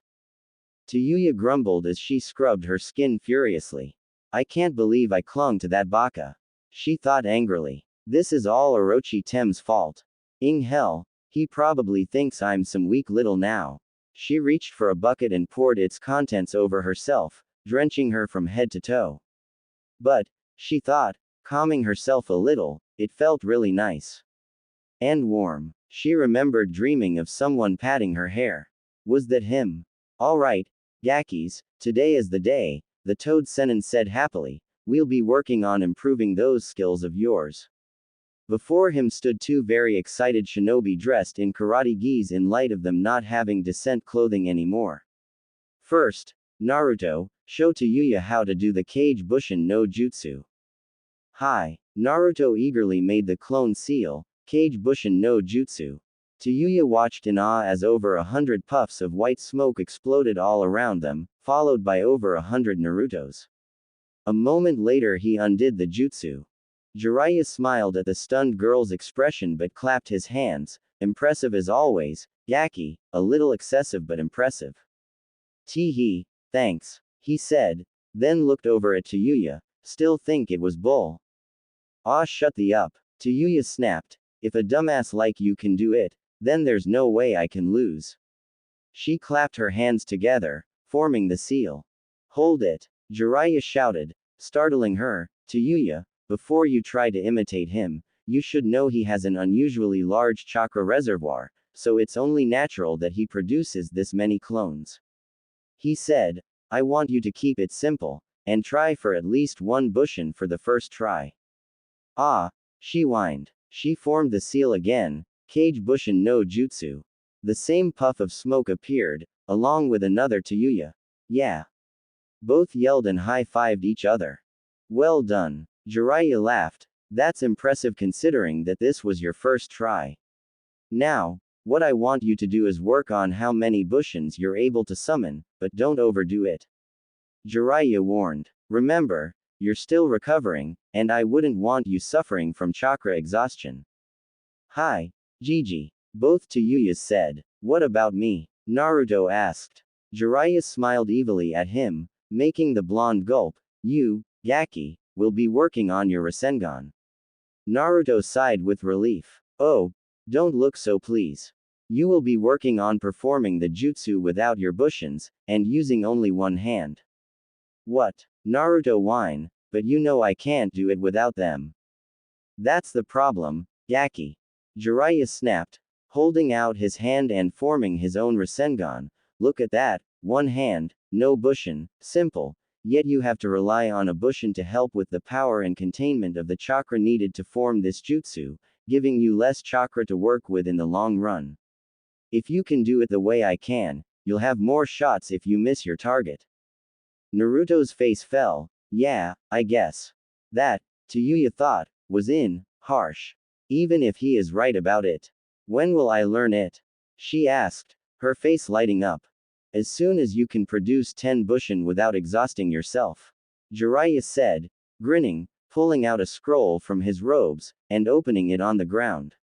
Kai. 2 large boxes appeared, one filled with small rubber balls, and the other with what looked like water balloons. He tossed a ball to Naruto. You know the drill, right? Yeah, he said, catching it, so no bushins at all. Now that I didn't say, Jiraiya said, which confused him, I know I said you weren't allowed to use them to form the jutsu, but you can use them in a different way.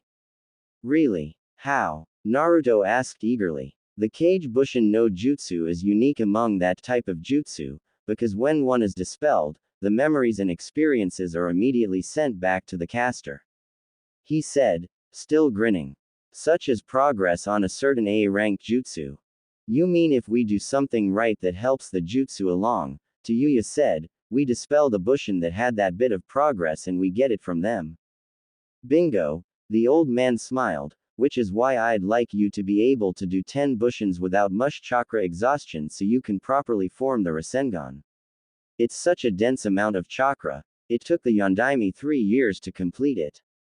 Screw that, Yuya smirked, I won't need that long. 1 hour later. This is impossible. An exhausted redhead snapped as she gasped for breath from the ground where she lay. How the hell did you even get this down, shithead? Would you keep it down? I'm trying to concentrate. Naruto grunted. So far, the two were in the same boat. While Yuya could create 2 Bushins without a problem, 10 was a stretch. She'd started feeling dizzy when she reached 4, which pissed her off and caused her to go all out, producing 8 Bushins, and immediately falling over, dispelling the jutsu. Naruto wasn't having any luck either. Out of the 30 Bushins he'd created, none of them had made progress with a one-handed Rasengan yet. He had the rotation down, yet when it came to the power needed to burst open one of the rubber balls, he only succeeded in making the ball convulse but not burst. Suddenly, "Oi, I did it!" one of the Bushins shouted, raising a cheer from the others. Naruto quickly dispelled the jutsu. However, once all the Bushins were gone, the exhaustion hit him like a ton of bricks. Gahahe, Naruto groaned, I think I overdid it. Jiraiya had been watching them from the shade of a tree as their training session had gone on, and he was pleasantly surprised by the progress, even if he wouldn't admit it yet. See that, Minato, he thought, he's growing up to be a splendid shinobi right in front of me. Just like you. He laughed when Yuya wobbled over and started pestering the blonde for tips on the Kage Bushin no Jutsu, and Naruto just whined for her to leave him alone and let him rest. He chuckled at Yuya's antics when the girl tried to pull Naruto to his feet, only to get dragged down herself in her own weakness. Oi, watch your hands. Get off of me, Naruto yelled. I'm not on you, Yuya yelled. Oi, Jiraiya yelled, knock it off. You're supposed to be training. Shut up, both teens yelled. A tick mark popped up on his head as he got up and strode toward the squabbling pair. They didn't see him coming and kept arguing about whom was on whom until a shadow passed over them, causing the two to look up at an irritated Sannin. Gakis. Jiraiya cracked his knuckles loudly. Naruto and Yuya gulped. Rule number 1. Always respect your sensei. The day ended with 2 tired and beat up teens returning to their room at the hotel and falling onto their futons. This hell. Yuya muttered tiredly. I almost miss Orochimaru. This is nothing, Naruto muttered, he threw me off a cliff once. Me? Yuya moaned, why would he do that? So I could summon a toad. Naruto said simply. Making the girl paler than usual. He's not gonna do that to me, is he? She asked. Nope. He groaned, your chakra control's better than mine, so no extreme measures. Thank Kami for that, she sighed, good night, shithead-kun. Are you ever going to use my name? Hell no. Yuya grinned. Naruto scowled at her for a minute, only causing her to grin wider until she burst out laughing. Nice face, shithead-kun. Naruto growled, but couldn't stay angry and ended up smiling, glad you like my face. Jiraiya was strolling through the little village in hopes of finding something worth researching, but there was nothing, unfortunately. Next village we go to is gonna have an onsen. He sighed dejectedly. Jiraiya-sama. The old man whipped around at his name. No one was there. Down here. Jiraiya jumped a little and looked down to find a little blue and black toad. Gamatori. The one and only, the toad said, I've got a message from one of your spies. Oh, Jiraiya said in interest, a scroll. No, I was told to give it to you verbally, as much sense as that makes, but here it is. Gamatori looked around, making sure no one was near, Apparently one of Orochimaru's bases was found recently. And from the looks of it, it's one of his older ones. Can you tell me anything about it? Jiraiya asked, his tone serious now. Yeah, it's one of his breeding camps. Gamatori shivered, disgusting. Breeding humans like they were cattle. I agree, he said, this will need to be looked into, but I have to make sure the kids are alright before that. You mean Naruto? Gamatori asked. Just take him. No, it's not just Naruto anymore. Jiraiya explained. A few hours out of the village after we set out, I came across a girl and brought her along with us. Turns out she was one of Orochimaru's Sound 4. Now she's got a score to settle with the old snake. Ah, no wonder you wanna go it alone. The toad said, nodding. Why not just scope it out to see if it's safe first, then come back for the Gakis? Not a bad idea, but I'm a little unsure of leaving them alone. It won't take long, just a month. Gamatori said, then you can decide whether or not to take them in. You're right, and I think I've got an idea to keep them out of trouble. Jiraiya said, smiling, and it'll help them train. You want us to what? Jiraiya winced at the blonde's voice. Just what I said, Naruto. For the next month, you and Yuya-chan will be hunting down newcomer of Chunin rank. Yuya frowned. Dandy, but what about you, Gigi? My spy network picked up some info that I need to check out. He said, I'll pack and leave tomorrow morning. And we're just supposed to wait here? Naruto asked, to which Jiraiya nodded, that's just great, you dragged me out here to train me, and now you're running off on us. Naruto, he said evenly, what I'm checking out is one of Orochimaru's hideouts. That got both teens' attention. Naruto jumped up, do you think Sasuke's there? What about Orochi Tem? Yuya growled, I want a shot at that Clam up and calm down you two.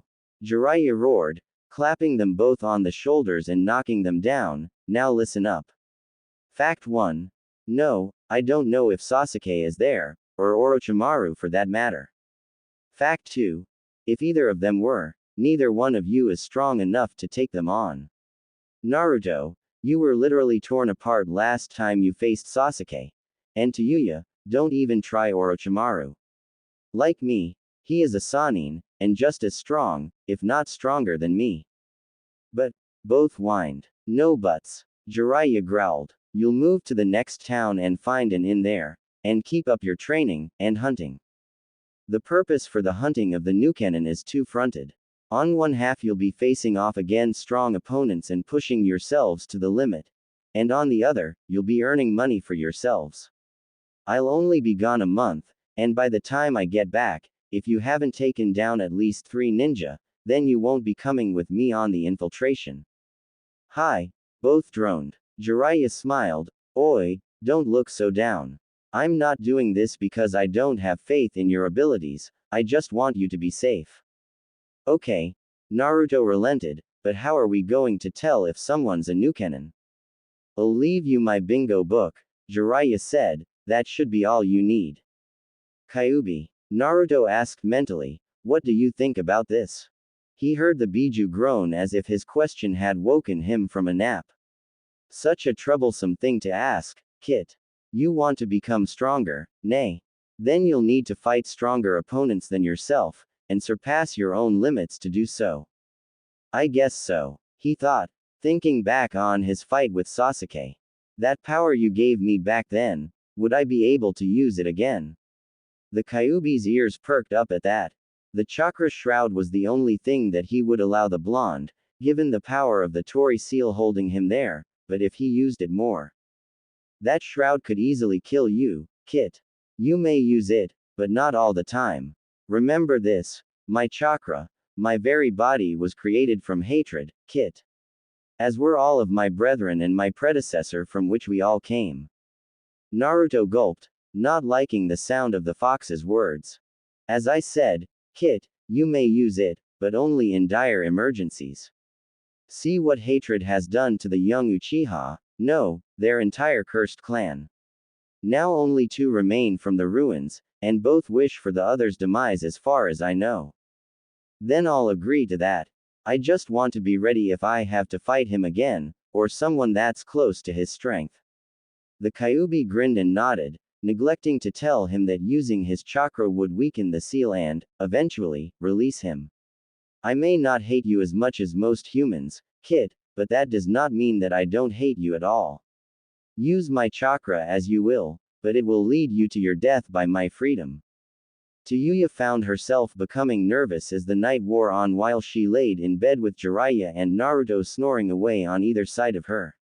She was unused to such noise at night, yet she found it more comforting than the screams and moans from her former home. She felt safe, much safer than she had back then, without the need to worry about who or what might be creeping along the corridors. Or if she would have to examined by either Orochimaru or Kabuto. But now Jiraiya would be leaving, for one of Orochimaru's compounds, and she didn't know if he'd return. In her thoughts, the last few days had been like a little slice of heaven for her. She'd eaten more than she'd thought possible, and she'd found that she liked the people she was now with. Jiraiya was the carrying grandfather figure she'd always wanted, and Naruto made her laugh like no other. They were the first people she could almost consider friends, even Naruto, whom she'd once called an enemy. She smiled about the day's events when Jiraiya had beaten them both up for being too loud and ignoring their training while they'd argued back and forth. She giggled. Sure, the lumps had hurt, but it had been fun. And then there was the night before when Naruto had healed her somehow. She owed him for that. It had been worse than some of the treatments she'd gotten in the past. More than anything, with these two, she wanted to put her trust in them. Sure, she'd agreed to let old Sannin train her, but that was a means to an end in her vendetta against Orochimaru, but now she truly felt like they were the real thing. What normal people would call friends. With that in mind, she drifted off to sleep. The following morning, both teens woke up to find Jiraiya gone. Yuya-san, how are your legs holding up? Naruto asked over his shoulder. Dandy, she snapped. After all that training we did yesterday, my legs feel like shit. Naruto sighed and turned his eyes back to the road in front of them. The village a small speck behind them. They'd left it earlier that morning after they found Jiraiya gone, making sure to make good time.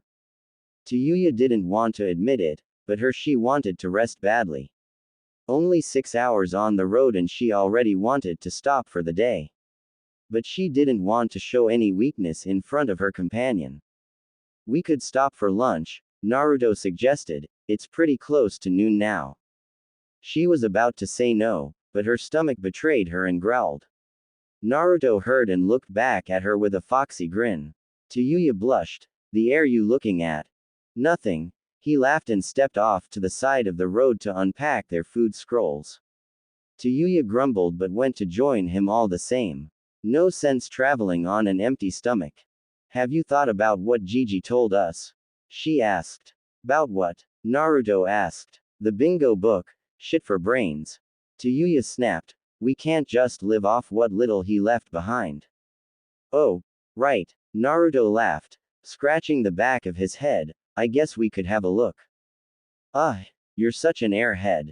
Yuya growled, reaching for her pouch, and bringing out the book. Look, he said Chunin level targets were fine, and we need to have at least 3 kills under the belt before he gets back. I know that, Naruto sighed, unsealing some rations, but I don't see how we're going to find 3 newcomer within a month. Easy, we just find a trio that normally work together and take them out. Yuya smirked. Simple as that.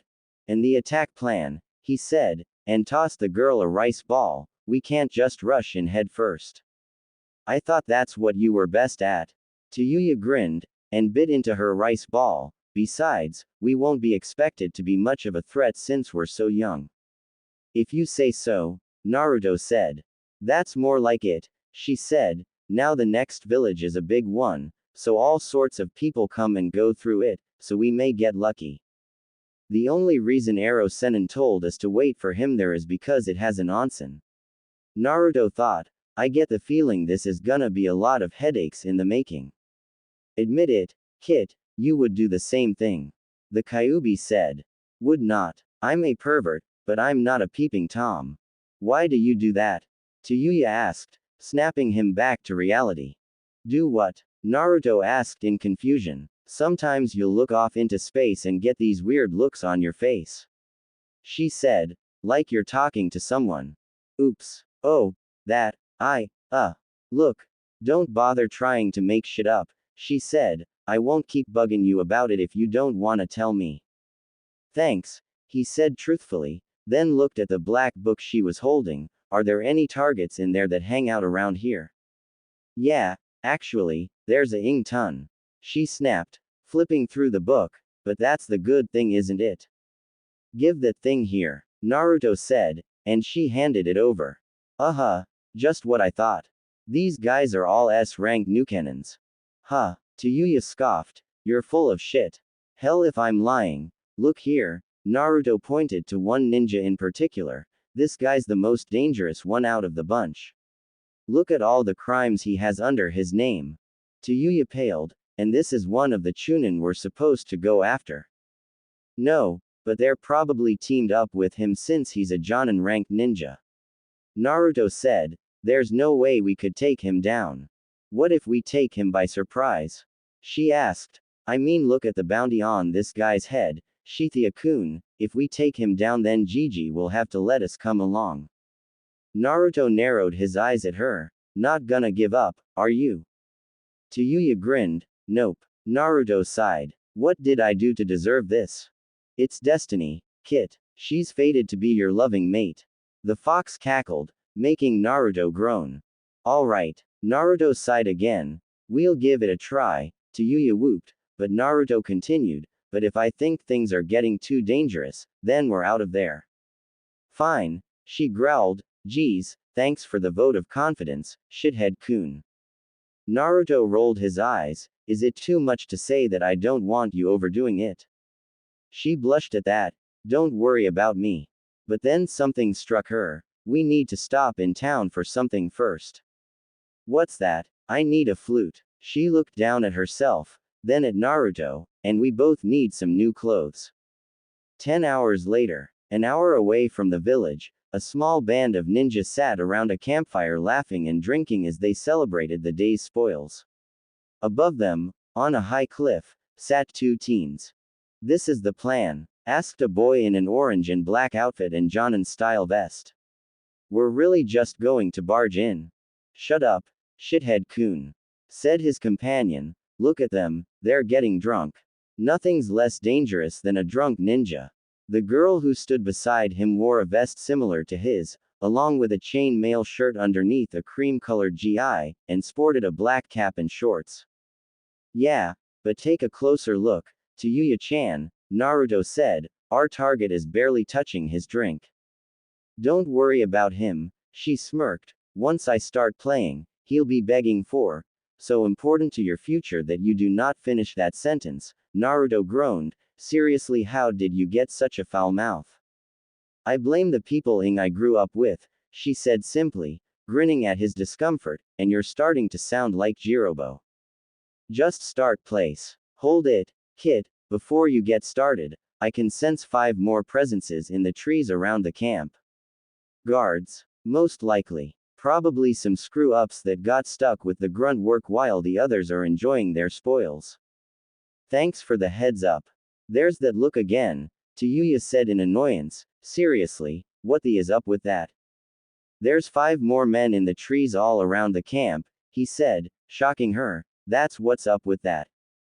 Oh, so you're a sensory type.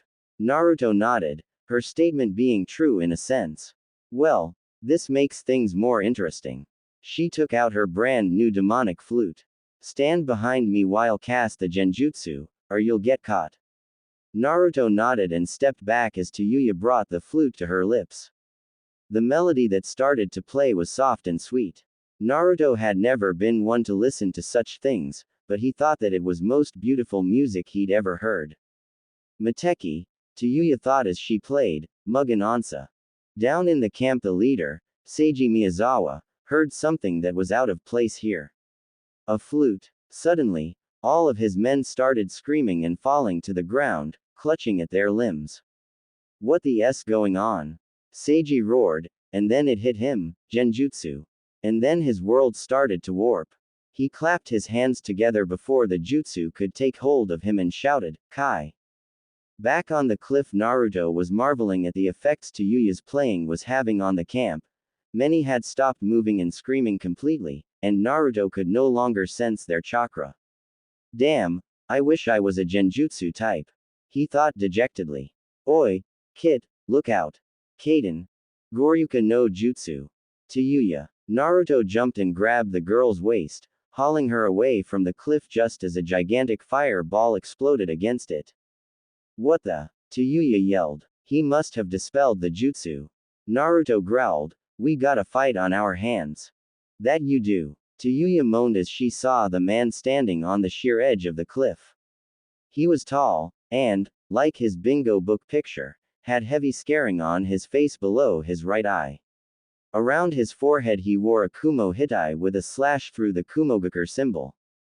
Children, Seiji said in wonder, then chuckled darkly, whichever one of you cast that genjutsu has a lot of talent.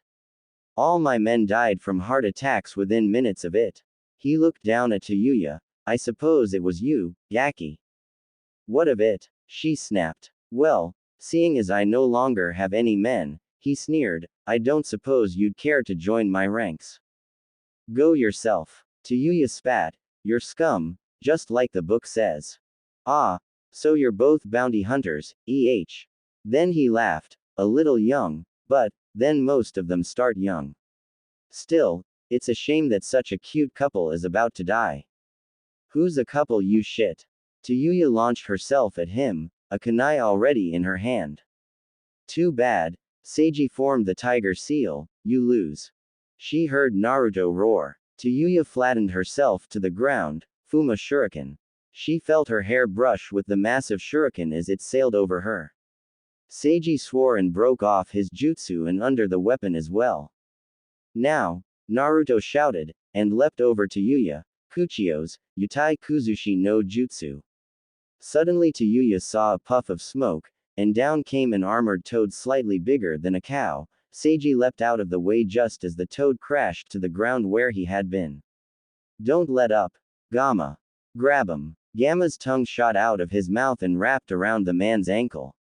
Shit. Seiji yelled as he felt himself being reeled in, and used the boar, ram, snake, horse and dragon seals, Raiden, Jibashi.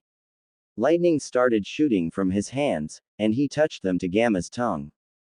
Let go. Naruto shouted. But it was too late on Gamma's part as his tongue was assaulted with thousands of volts of electricity.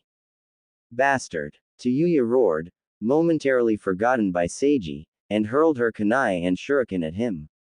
Seiji let off his jutsu to block them, giving Naruto a chance to dispel the summoning for poor Gamma. You'll pay for that, Naruto shouted, and jumped again. I'd like to see you try and collect. Seiji laughed and dove right for him. Here's your bill, Naruto yelled, his right hand coming up with a massive amount of chakra in his palm, time to pay up. Rasengan. Seiji grinned madly, no you don't. Making a familiar seal, Kaden, Goryuka no Jutsu. The dragon-headed fireball barreled toward Naruto with no chance of him escaping. Yuya screamed as the flames engulfed him. Gotcha. Seiji crowed as he leaned, and turned toward Yuya. Now for you, bitch. Not today. What? Suddenly the ground underneath Seiji's feet erupted as Naruto sprang out of the ground with his Rasengan ready. How? Kage Bushin. Naruto roared, and drove his Rasengan home. This is for Gamma. And for insulting my friend. The spiraling sphere of chakra sent the Nukenin twisting back into the air. Yuya was stunned. You really got him. Naruto turned to her with a foxy grin, and said, we got him. Quote exclamation mark. I nearly got us killed. Yuya spat, you don't have to make fun of me. I'm not, Naruto said, if you hadn't thrown those shuriken, then Gamma would be dead. Even a toad can't take that much power, especially one his size. Seiji's body finally crashed back to the ground with a sickening crunch, and he made no effort to get up again. Think he's dead? Naruto asked. After a fall like that, Yuya smirked, even Orochi Tem would be dead.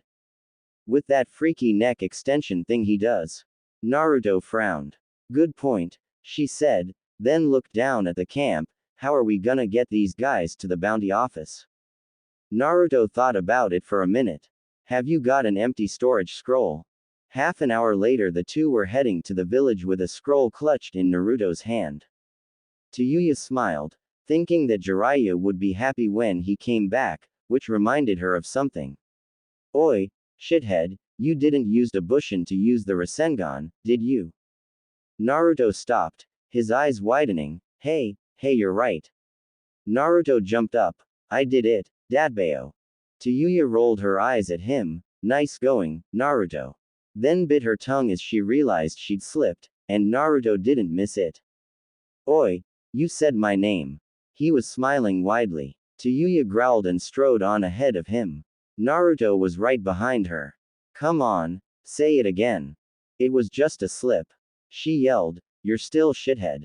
No, you called me Naruto, so you have to keep doing it.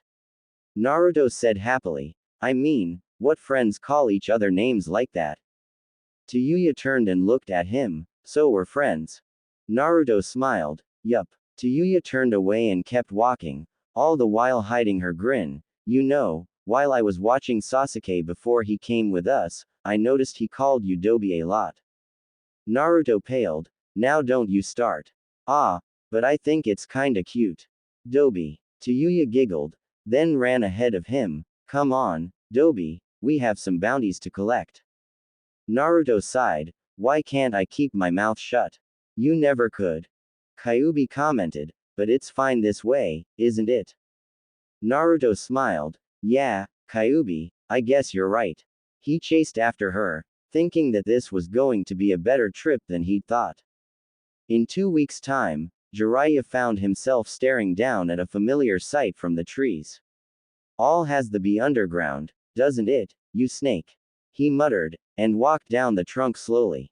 There didn't seem to be anyone or anything around, but that didn't mean the base was abandoned. He bit his thumb on the way down, performing the Kuchio's no jutsu as he reached the ground. 2 small toads appeared, normal-sized toads by any standards. Listen, you two, I need you to do some scouting for me. Both toads nodded, and hopped up onto his shoulder, as Jiraiya peeked around his tree. See that? That's one of Orochimaru's hideouts, and I need to know if anyone's in there or not. Can you do that for me? The toads croaked, and hopped away. Be careful, Jiraiya hissed after them. Hell, yeah, the 6 Yuyas shouted, another one down. Naruto grinned at her from where he was sitting. Come on, it's just a cage bushin. No it's not. The real one snapped, it's my 6th cage bushin. My limit was 4, remember? I couldn't make that many without getting dizzy. Yeah, you kept falling over, he grinned, then paled as 6 sets of knuckles cracked. You really need to learn some tact, you know, Kit. Naruto didn't have time to answer as he was trying to escape the wrath of 6 angry redheads. After what seemed like hours, Jiraiya's 2 toads came back, dirty but unharmed. Well, did you find anyone? Many bones, and some prisoners. Croaked one of them. No guards that we could see. Croaked the other. What was the condition of the prisoners? The toads looked at each other and then back to Jiraiya. Alive. That didn't sit well with the toad Sennin. Alright, you two go to my apprentice and his companion, and reverse summon them here. I want to check this thing out now, and I have a feeling that I'll need them. Roger. The 2 toads poofed away. After the afternoon of training, Naruto and Yuya had collapsed in the area they were using. Yuya's bushins had all dispelled on their own as the girl's chakra had run dry, while Naruto was recovering from a severe beating from 5 temperamental girls.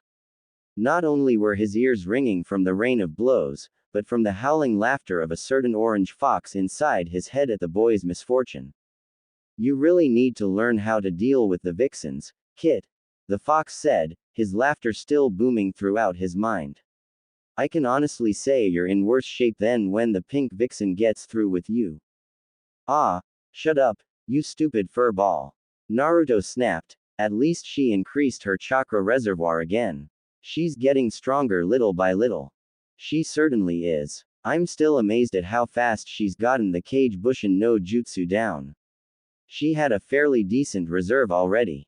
Seriously, I thought she was gonna kill me this time though. She's almost as bad as Ba-chan. Muhahahaha. Comparing your mate to that buxom brute. Not a good idea. You keep calling her my mate, Naruto growled, but do you even believe that's possible with you inside me, Fox? That hurt, Kit.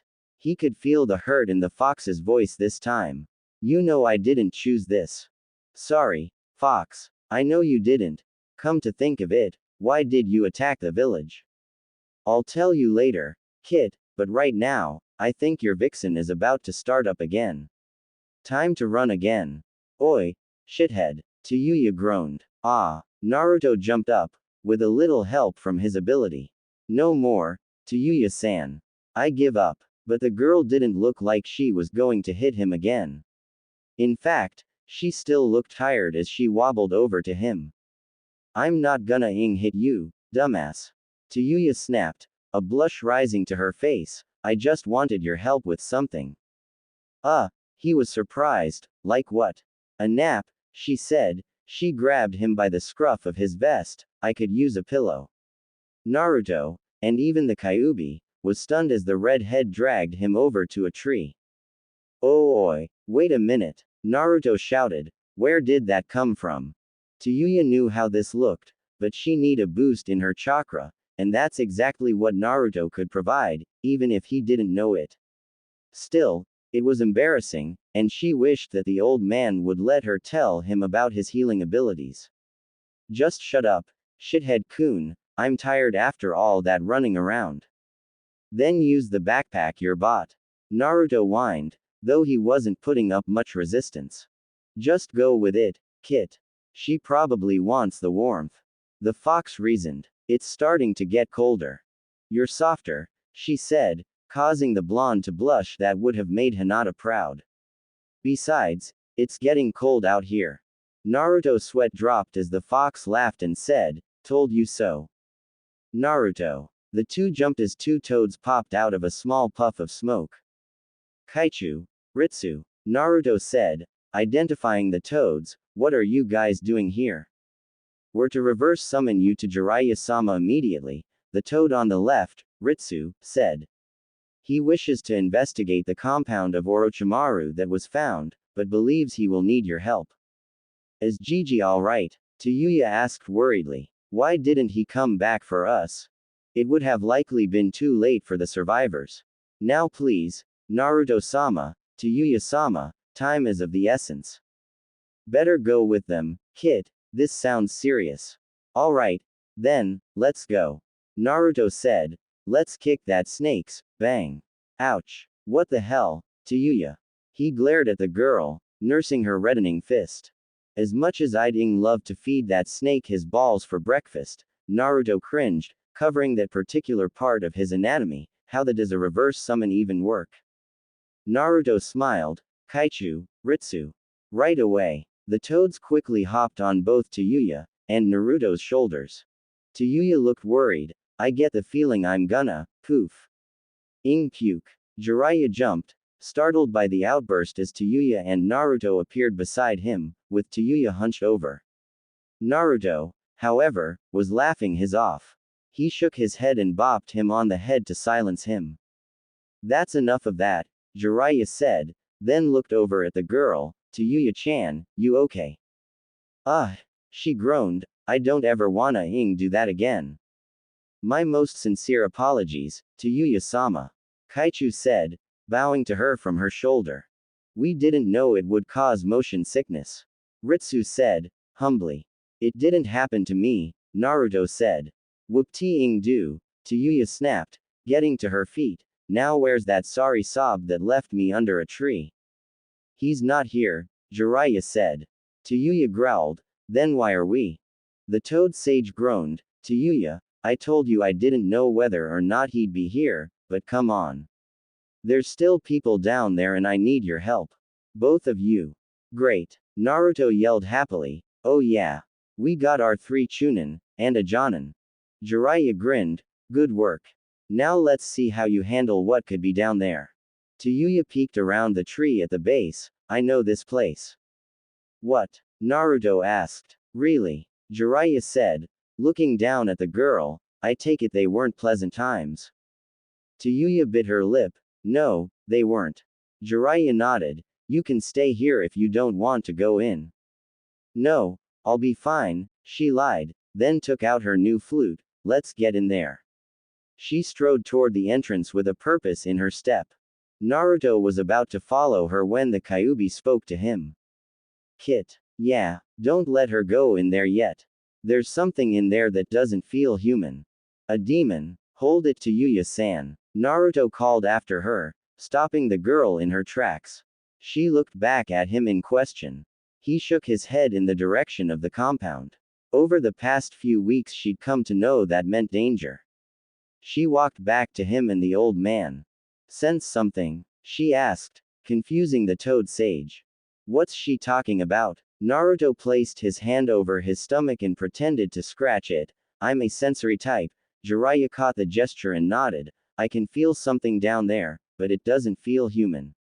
Now that he'd spoken with the fox, and gotten a feel for the place himself, he did feel something like the fox's demonic chakra, but not quite as powerful.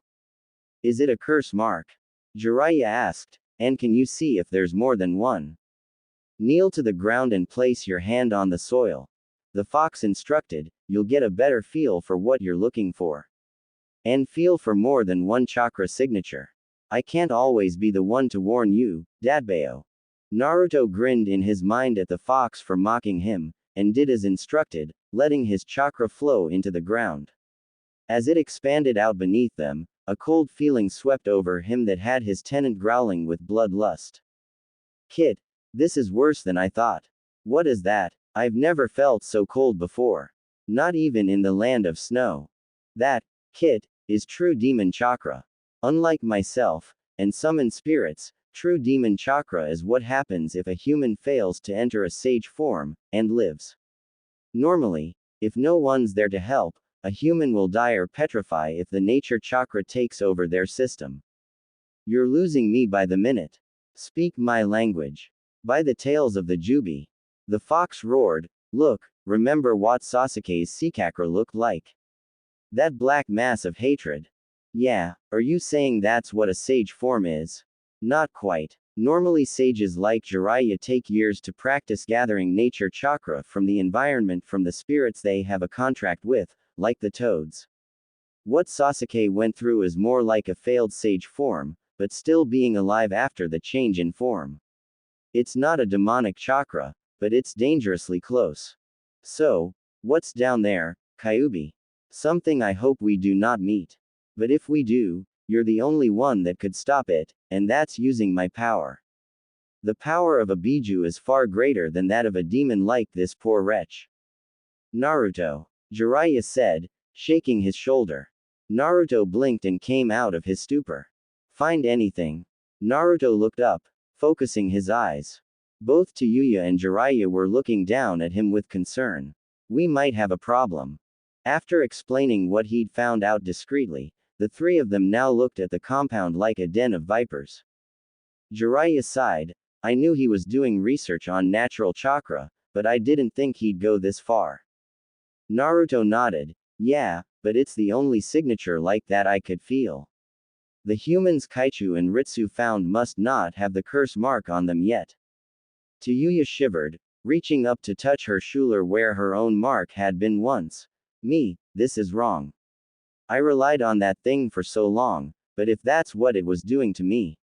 She felt a hand placed on her shoulder, covering her own. She looked up at Naruto, who was grinning at her.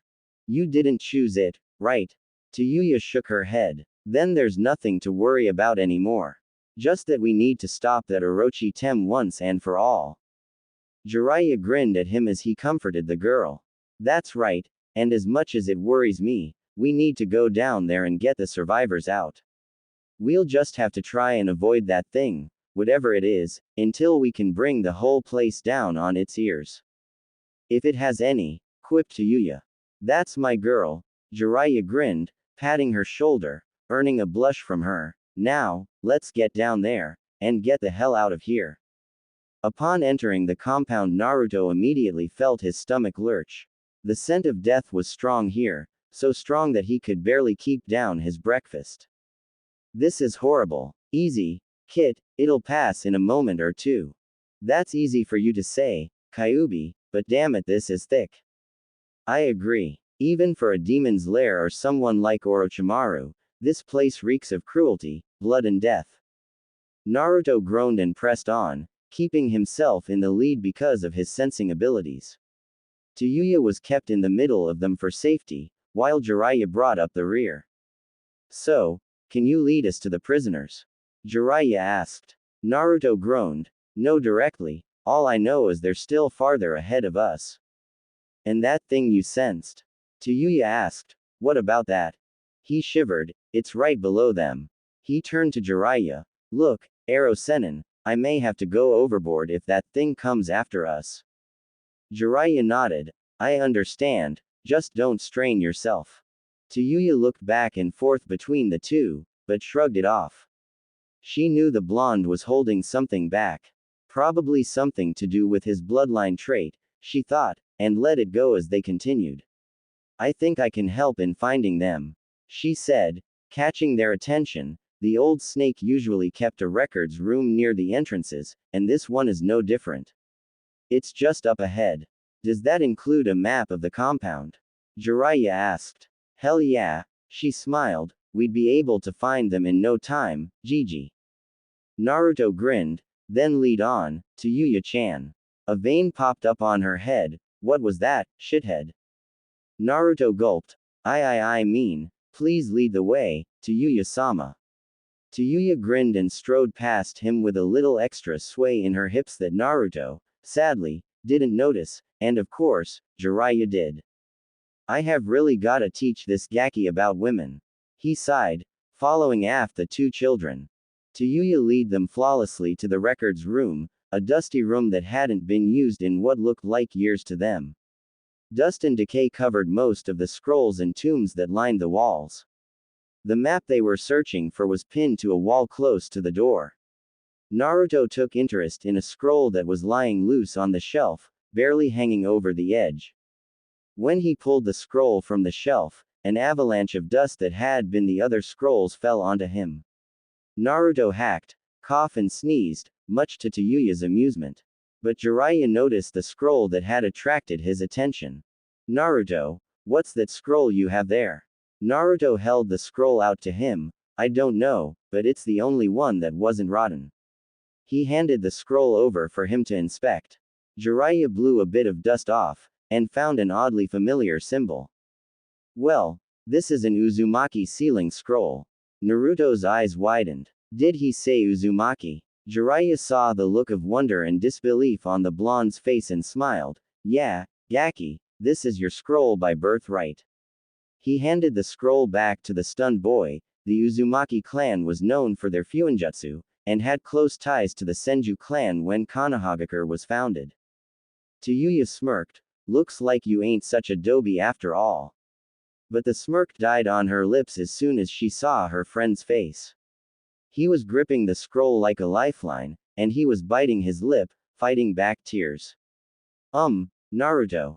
The tears spilled over. I had a family. Focus, Naruto, Jiraiya said, we can talk about it later. Right now we need to find those prisoners and get them out of here. Right. He stuffed the scroll into his vest pocket. Let's go.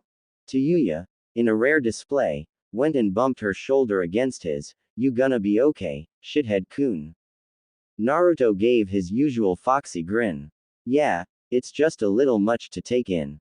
Well, let's go, she said. This place is giving me a bad stream of memories. The three moved out of the records room, and followed Yuya, who carried the map. The redhead kept up a steady pace, not willing to take her time, and soon they came to circular room with A. This is the operating room, Yuya growled, looking at the rectangle-shaped table in the center of the room. Her whole body began to shake with fear and rage as she remembered her time on that very table. The cells, she said, should be just up ahead. Now it was Naruto's turn to be worried for his friend. But he knew what to do for it. Oi, Arrow Sennin, let's blow this place to hell when we're done, okay? Jiraiya smiled. You bet, I've got enough exploding seals for the job. Yuya looked back at them, a small smile playing across her face. Thanks, guys. Yuya sighed. Who's there? All three whipped around. Hello. Jiraiya called out. We're friends. We've come to get you out. Naruto shouted. For a long minute or two there was nothing. No sounds. Then the sounds of chains and shuffling could be heard. Naruto's ears perked up. Over there. He darted toward a corridor on the left. Hold on. Jiraiya yelled, hurrying after him with Yuya close behind him. Naruto ran along the hall following his instincts to the sound. His sensory abilities leading him faster with each step. On your left, Kit. Naruto slid on the balls of his feet and made a hard left. Where are you? Naruto yelled. Here. An arm seemed to shoot out of the wall in front of him. Help us. Jiraiya. Yuya. I found them. Naruto yelled, sliding on the bottom of his sandals, and stopping in front of a cell. Oh, thank Kami, it was a woman, poor and malnourished, with shocking red hair. Her smile lit up her gaunt face like a blazing ray of sun. Please, you must get us out of here. Us. Naruto looked behind her, seeing more than 15 people inside the cell, all with the same red hair. Okay, let's get you out of here. He held up his hand and started forming his Rasengan. Stand back. Wait, said a man's voice, who are you? Rasengan. He brought the jutsu down on the lock and door. The metal warped and shattered, nearly blowing the door off its hinges. Smiling at his work he stepped into the cell. Naruto Uzumaki, at your service. Uzumaki. The woman said, but your hair is blonde. Our clan has red hair. Naruto's eyes widened. What did you say? Just then Jiraiya and Yuya arrived. Are you telling me that you're all part of the Uzumaki clan? What was that? Jiraiya yelled. That's not possible. The Uzumaki clan was wiped out when the Third War started. The man that had spoken stepped forward. That is true, he smiled sadly, but some of our clansmen escaped the destruction. We fled into the mountains.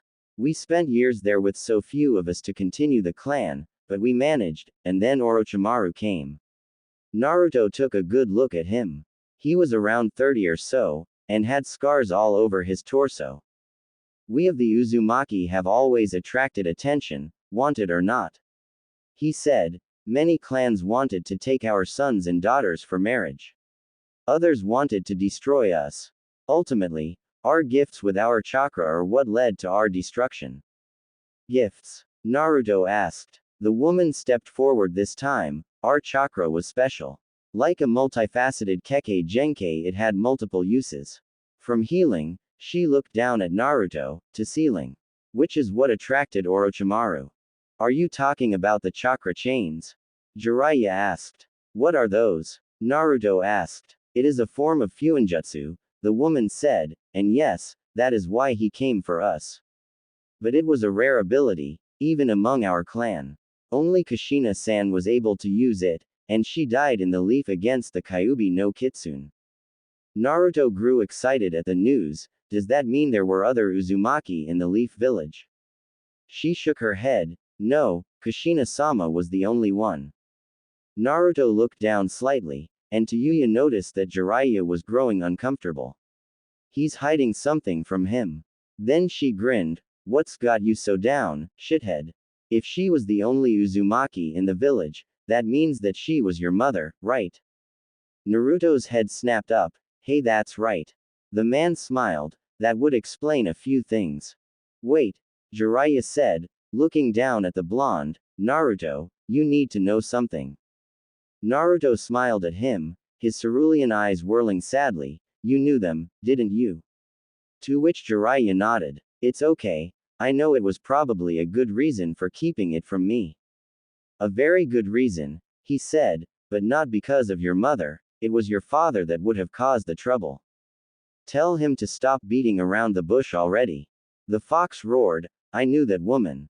She was my previous container. What the hell happened to her? He saw the boy wince, and figured that the fox was giving him an earful. Look, Gaki, there's a lot that we need to go over. I think you need to sit down. Deep within the bowels of the compound something stirred, a fresh, enticing scent reaching its senses. A massive forked tongue flicked out of a black scale-lined mouth. This wasn't the scent of its charges which its master had asked him to watch over. No, this was fresh meat. With a shuddering breath, the beast rose up on its coils and spread a massive hood out from its head. Time to eat. Naruto and Yuya sat in stunned silence as Jiraiya finished his tale. The remaining Uzumaki had all listened with interest as the boy found out about his lineage. So, the blonde said uneasily, that's who I am. Yes, Jiraiya said, hanging his head in shame, I'll understand if you wish to call our trip quits. If I were in your shoes right now, I wouldn't want anything to do with me either. Naruto looked up at him, how could I do that? You're my Oji-chan, after all. Jiraiya smiled at him and reached out to pull the boy into a hug. Yuya watched on, looking slightly jealous. Naruto noticed this, and pulled her into their embrace. Don't think I'd leave you out, Nei-san. She couldn't hide the blush that rose to her face when he said that, but returned the hug all the same. Jiraiya chuckled, this is some family we have, Nei. An old pervert, a blonde loudmouth, and a little habanero. He smiled at both of them, I wouldn't have any other way. The woman, Shizuku, coughed, I'm sorry to break this up, but there are others in need of releasing. Right, sorry, Jiraiya grinned, standing up, where and who are they? Many are Uzumaki children, the man, Akira as he'd called himself, said, but there is one other further in. Orochimaru has had him locked away for some time. Yes, he was brought in as a boy around 3, Shizuku said, I believe he might be an Uchiha, given how much time Orochimaru put into him. An Uchiha? Yuya frowned, then why did he want Sasuke? Saiga's eyes never activated his family's Kekkei Genkei, Akira said, so he was of no use to Orochimaru, and was locked away after trying to escape. He gets less food than we do from our jailer. Jiraiya turned to him, could you tell us about your jailer? When we came here, Naruto sensed something below you. But he said it wasn't human. Akira nodded, that would be Yamato no Orochi, as he is so called. He shook his head sadly, he was once one of Out clan members, but once Orochimaru got through with him and cast the curse mark on him, nothing of his humanity was left. All he does now is feed us when it is time, and then goes back down to his own cell to wait. Jiraiya stroked his chin in thought, so, it really is a demon beast. He looked back to the people in the cell, what does he look like? What has he become? As his name states, he is a giant snake, now. Shizuku said, he is as cold and heartless as the one that made him this way. Can he be killed? Jiraiya asked, I can't very well let a creature like that roam free. Akira nodded, he is as vulnerable as any other. Cold and heat seem to affect him the most, though. The colder it is for him, the slower he becomes, but the warmer his body is, then the fast he can move. I see. The old sage reached into his robes, all right, Naruto, Yuya, go gather up all the children and bring them here. We're going to seal them into a scroll and send them to Tsunade. What? The shout came from all of them, and echoed off the walls all throughout the compound. Quiet. We don't want that snake beast coming for us. Jiraiya yelled, I know it's a little strange, but I've had to do this before, and no harm has ever come to anyone. And the little ones? Shizuku asked.